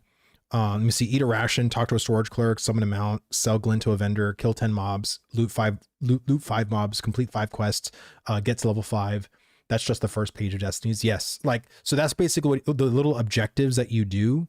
And that's basically to get you started, right? To like know, like, hey, these are the rations, eat one, talk to a storage clerk, summon a mount. Like all those things are just very basic things to know in the game, but they're important, right? And I think honestly too, getting your mount is a big deal. And I think honestly, even in the Riverlands, the thing that I didn't like, even like from the Anvils, is the fact that you don't even see the mount because the quest text is this long and you would have to scroll down. So I think most new players are going to literally completely miss the fact that they just completed a quest and got a mount, which is pretty exciting. And you don't even get excited because you can't even see it. So again, you have to understand that most players aren't going to scroll because they're not even going to read. So you have to understand that people are just going to hit the accept button. And that's why I think it should be more like this than like this. You know what I mean? Like that. It's just more important. Let me see. Once Human had very similar system that was there to gently introduce you to everything. When this game is fully fleshed out with all the systems that they want to add, that'll be very important. Well, I'm also sure that the Destiny system will be way more expanded than the way it currently is now. But I love how it's not that intimidating at first because everything else is kind of X'd out until you hit level 5. And I think that's where I really see the Destiny kind of evolving into, is that slowly introducing you things to the game, right? It's not just like wham bam, here's everything all in your face. It's like, hey, just concentrate on these 2 things for now, right? And then, hey, now that you're level 5, try these try these next things out, right? Hit level 10, now you have more things, right? Like that's super duper important. And it's just little things to do. And what I also would love is that if I don't mind the whole, like I would love this to this be an achievement system too, where there's some Destiny branches that are meant for like, have you killed this name mob in the Riverlands, right? Or, kill, the main boss in the Forge, 5 times and you get like a special thing, right? Like stuff like that, right? That would be really, really awesome if they did stuff like that. I really would love it to be like, kind of like what it is now. Like, it's kind of an achievement system, but it's more of like a tutorial on opening the game, but it kind of transforms into achievement system, especially for like level 50, right? I think that would be amazing. Let me see. Are there any rare drops in the game? I'm always looking for that virtual casino. Also kind of good way in to make mindless grinding interesting. Oh yeah, they're rare drops. There are rare drops for gatherables. There's rare drops for components to gear. There's rare gear drops and weapon drops. There's name mobs that can do it. Yeah, so you definitely get that dopamine hit. But you have to understand there's 6 rarities for gatherables. So when I mean by gatherables, like your lumber, like your trees, your ore, your flowers, your fish, there's common, uncommon, heroic, or I'm sorry, common, uncommon, rare, heroic, epic, and legendary. So a lot of, a lot of gamba if you like that stuff. Let me see. My advice: don't finish the quest chain until you finish the destinies. Okay, interesting. This is when it would be a good time to add destinies like clear the graveyard or lay waste to this many elementals. Well, yeah, that's what I mean, right? And I think once you get to level 10, right, it'll be more broader thing, or more, I want to say broader, but more specific things like that in certain POIs that would be challenging, right? So there's like challenges you have to do. I think he means rare as in like one of a kind rare. Well, let me ask him first. Like, what did you mean by rare? and then I'll tell you if we have it or don't have it. Let me see. Man, watching your videos and recent live streams, you've gotten me hyped to jump back in the game, but it's not worth downloading until it's on Steam launch. Yeah, man. Like, I appreciate that. I mean, if you, like I said, if you want to play Steam, then hey, go right ahead, man. But like I said, there's still a ton of work left. There's still so much to be done, but it just, Me personally, I just can't wait for like the month to be over because I know it's going to happen. It's going to get negatively bombarded. You're going to have all these big YouTubers jumping on it like piranha. And, you know, you're going to see YouTube video after YouTube video on how Ashes is so bad. It's the worst game in the world. Ashes is dead. You know, just all these like, you know, very sensationalized titles. And then people will click on them. People will say, you see, guys, I've said this for years. This game is done. This game is stupid, yada, yada, yada. And then a month will pass by. And again, those content creators will be making other videos, doing other things. And Ashes, to the majority of the MMO crowd, will be just a figment in their imagination up until the game comes out, and then sentiments change. Like I said before, the amount of negativity that New World coverage had the entire beta cycle, and there was still almost 1 million players that tried it.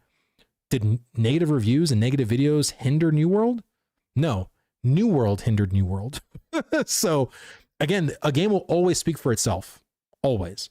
There's always threads on community pages, just like in the game. Yeah, all the time. I dipped out just after they did the Gather and Respawn update. I'm keen into getting into new fishing stuff and Summoner. Yeah, well, also, you know, maybe if you didn't know, but they removed static rarity completely. So static rarity is gone, bro. It's gone. So yeah, I'm really excited to get back in that. Now I meant like items with super low drop rate, like finding a high ruin in Diablo 2, but it sounded good how you explained it. Oh, okay. Yeah, like, I mean, there's basically things like you can get a legendary Riverline Essence, or you can get like high rarity items that like really is like, oh shit, I can sell that for a lot, you know? So if that's what you're kind of meaning, yes, those absolutely exist. Bro, sport fishing hype. It looks so good. I actually wanted to look at the sports fishing again because dude, that stream was so terrible. Like not in what they were talking about, or it was the Twitch stream, dude. Oh my God, please. I don't know why you guys don't dual stream, like stream to both Twitch and YouTube, because Twitch can be such a pain in the ass sometimes. And I truly feel like if you just stream to both Twitch and YouTube, and you can just literally unlist the VOD. Like if you don't want to, like if there's some edits you want to do, whatever, and release it later, all you got to do is just set when you make your stream, just set the thing to where it's like unlist after you end stream, and boom, done. So as soon as the stream ends, you can't watch it on YouTube right after. So if you want to do some editing or whatever, but man, like I would love for them to restream, man. Cause I hate watching stuff through Twitch. Like if I see, like I will, don't get me wrong, I will, but if I see that streamer is also streaming on YouTube, I'll go watch on YouTube. So that's just me. Let me see, bro, Steven as well. Please get better at playing your game, Steven. Dude, the whole Harbingers thing was so, but anytime you watch Steven play, it's so funny, man. Like he, you know, as long as he's been playing MMOs, I would think Steven would be a better MMO player. But I don't know if because he's also said too that he's like, oh, I play like this because, you know, I'm streaming and, you know, I'm explaining and da da da da. And I'm like, Steven, come on, dude. Come on. Like I was playing, you know, while streaming, and, you know, I'm not saying 6-7, by the way. I'm just saying like, yeah, the devs playing the dev tools, total BS. Literally them asking how to get to the harbor, and he immediately goes the wrong way. Steven plays bad on purpose too. That's what he says. That's what he says. The glare. It's hard to talk and play. No, dude, honestly, it is. Like, it really is hard to, if you're talking and playing at the same time, because there's certain bits of concentration where talking and you're moving and you're like doing abilities and everything like that, like it gets to you, man, for sure. Steven's ADHD is going haywire during those streams. Well, he's also trying to think of 5 different things at the same time. You know what I mean? Like he's trying to multitask like a bitch. Because I can tell you this from someone that's been doing Twitch and YouTube, especially as of recently, it's very hard for me sometimes to keep up with just chat, you know, because I'm talking, I'm explaining, I'm doing these things, I'm trying to like keep the thing going with like no dead air and, you know, explanations. And sometimes chat's moving so fast that it's like I'm skipping or I'm missing parts of chat or questions from new people. And I try my best to like even do that. And sometimes that's hard. You know, I was streaming the other day to almost 200 people and I was like, holy shit, this is fucking insane. And, you know, I was missing chat, You know, I rewatched my stream and I was like, fuck, there was so much YouTube chat that I missed. And there was even someone on YouTube chat that was like, does Vlad watch or look at YouTube chat? I felt so bad. So I'm trying to pay attention now, or not now, but I've been trying to pay attention this whole stream because I'm trying to get better. They need to retreat him like a young nephew and give him a controller that's unplugged. Or just have one of the devs play. Like, I think Bucky was there. Why didn't we get his perspective instead of Steven's? You know what I mean? Like, but I think Steven's also there trying to like position his camera. And I got a really nice thumbnail of like when Steven looked at the World Boss Harbinger, and I was like, damn, that's awesome. You know what I mean? And I wouldn't have gotten that if we were doing that from Bucky's perspective. So, you know, Steven says he plays intentionally bad, but I don't think he's good as he thinks he is. Facepalm. Regardless, dude, like, I feel like when it comes to live streams, I just really wish for them to stream on YouTube personally. That's my thing. I want them to stream on YouTube.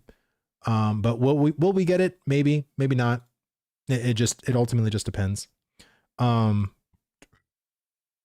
me see. My theory, he will be like Heathcliff from SAO. He is screwing around this whole time. The game comes out, he'll be running around assassinating people. Well, he might be. Jellyfish Central, dude, thank you so much for the sub, brother. Thank you. Hope you're enjoying the stream, man. Vlad, do you think the starter gear starts off with too high stats? Oh, I'm sorry. I think Steven, if he's fooling us really good. That's all I'll say. He's fooling us really good. Do I think the starter gear starts with too high stats? I think having a book and sword with 10 strength or int makes no sense. That stuff should be saved more for crafting and rare drops. I mean, it's the whole debate, right? I kind of don't care either way, personally.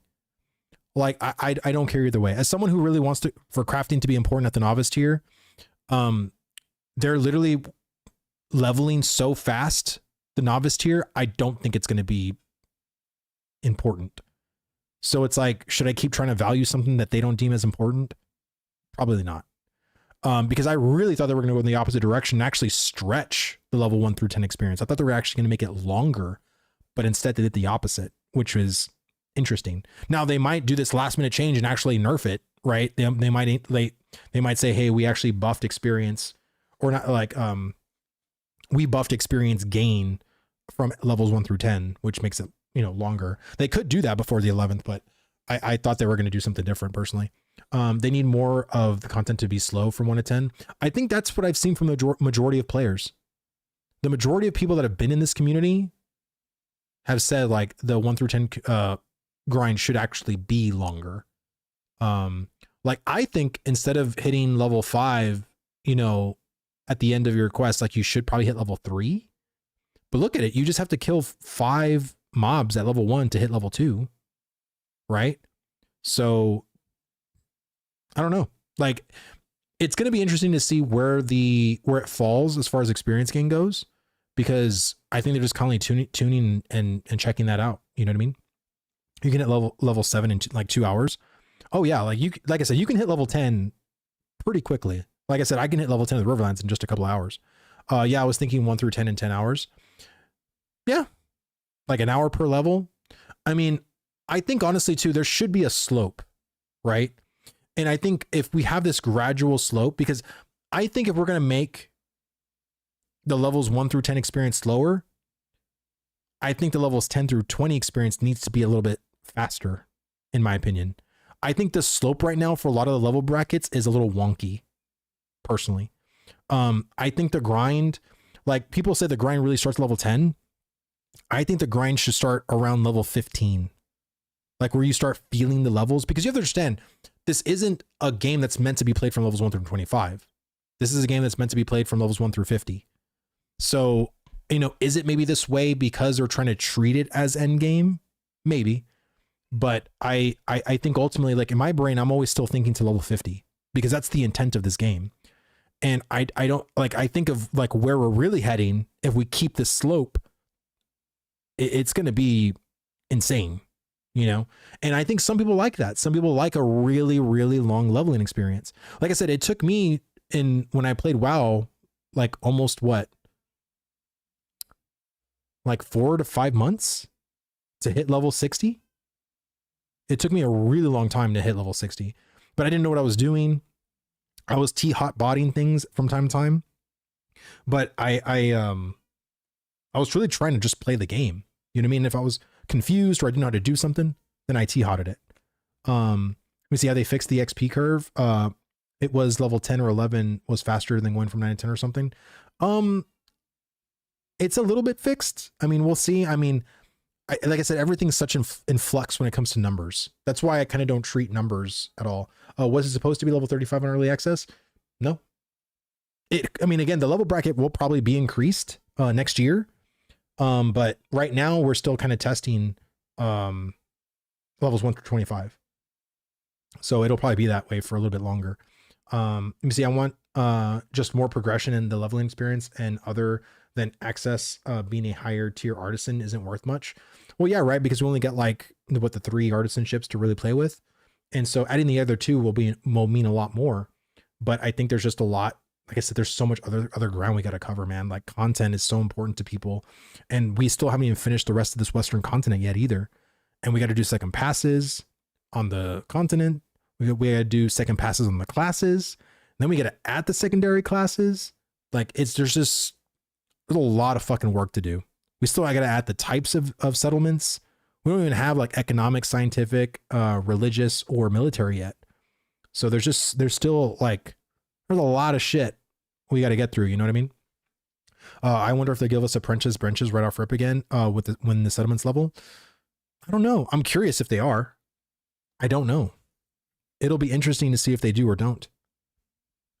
Ultimately, like, I think it's probably going to stay the same if I had to guess, but who knows? I mean, they could change it. But guys, I'm going to go ahead and get off. I honestly, like, I'd rather stay. I was going to try to stay another hour. But I really want to eat. I am starving. So I'm going to go eat some food. And I just want to say thank you all so much for coming in and hanging out with me. To all the people who loved my takes, to all the people that hated my takes, to all the people that were disagreeing with me, I appreciate every single one of you. I hope you guys come back again so we can keep having discussions, keep having an open mind. Let me see. I'll say, well, levels 1 through 5 needs to be solid, so that way when your class starts coming together, still so much to do. It's crazy. Yeah, absolutely agree. Guys, thank you all so much. Again, I stream on both Twitch and YouTube. I'm trying to stream every single day now.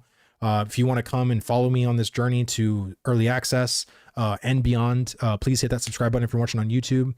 I always do Ashes Creation content specifically. If you're watching me through Twitch for the first time, hit that little heart. It'll keep you up to date every time I go live there, if that's your preferred choice of streaming. Hope you guys enjoyed it. It was fun as hell for me. Let me see who is currently streaming. Probably Dusty, because he streams every single day. Dang, he has like 200 viewers, man. Good on him. Let me see who else in the community is streaming. Let me see. There's Main Quest, Two Santos Games. We got Corey or Corby. Let me see. I'm gonna go and stream. Let me see. I did Two Santos Games yesterday. I'll do Main Quest today. He actually was in my chat the other day. So I'll go ahead and raid him. Oh, is he? I think he speaks English. He has to. He was typing out English.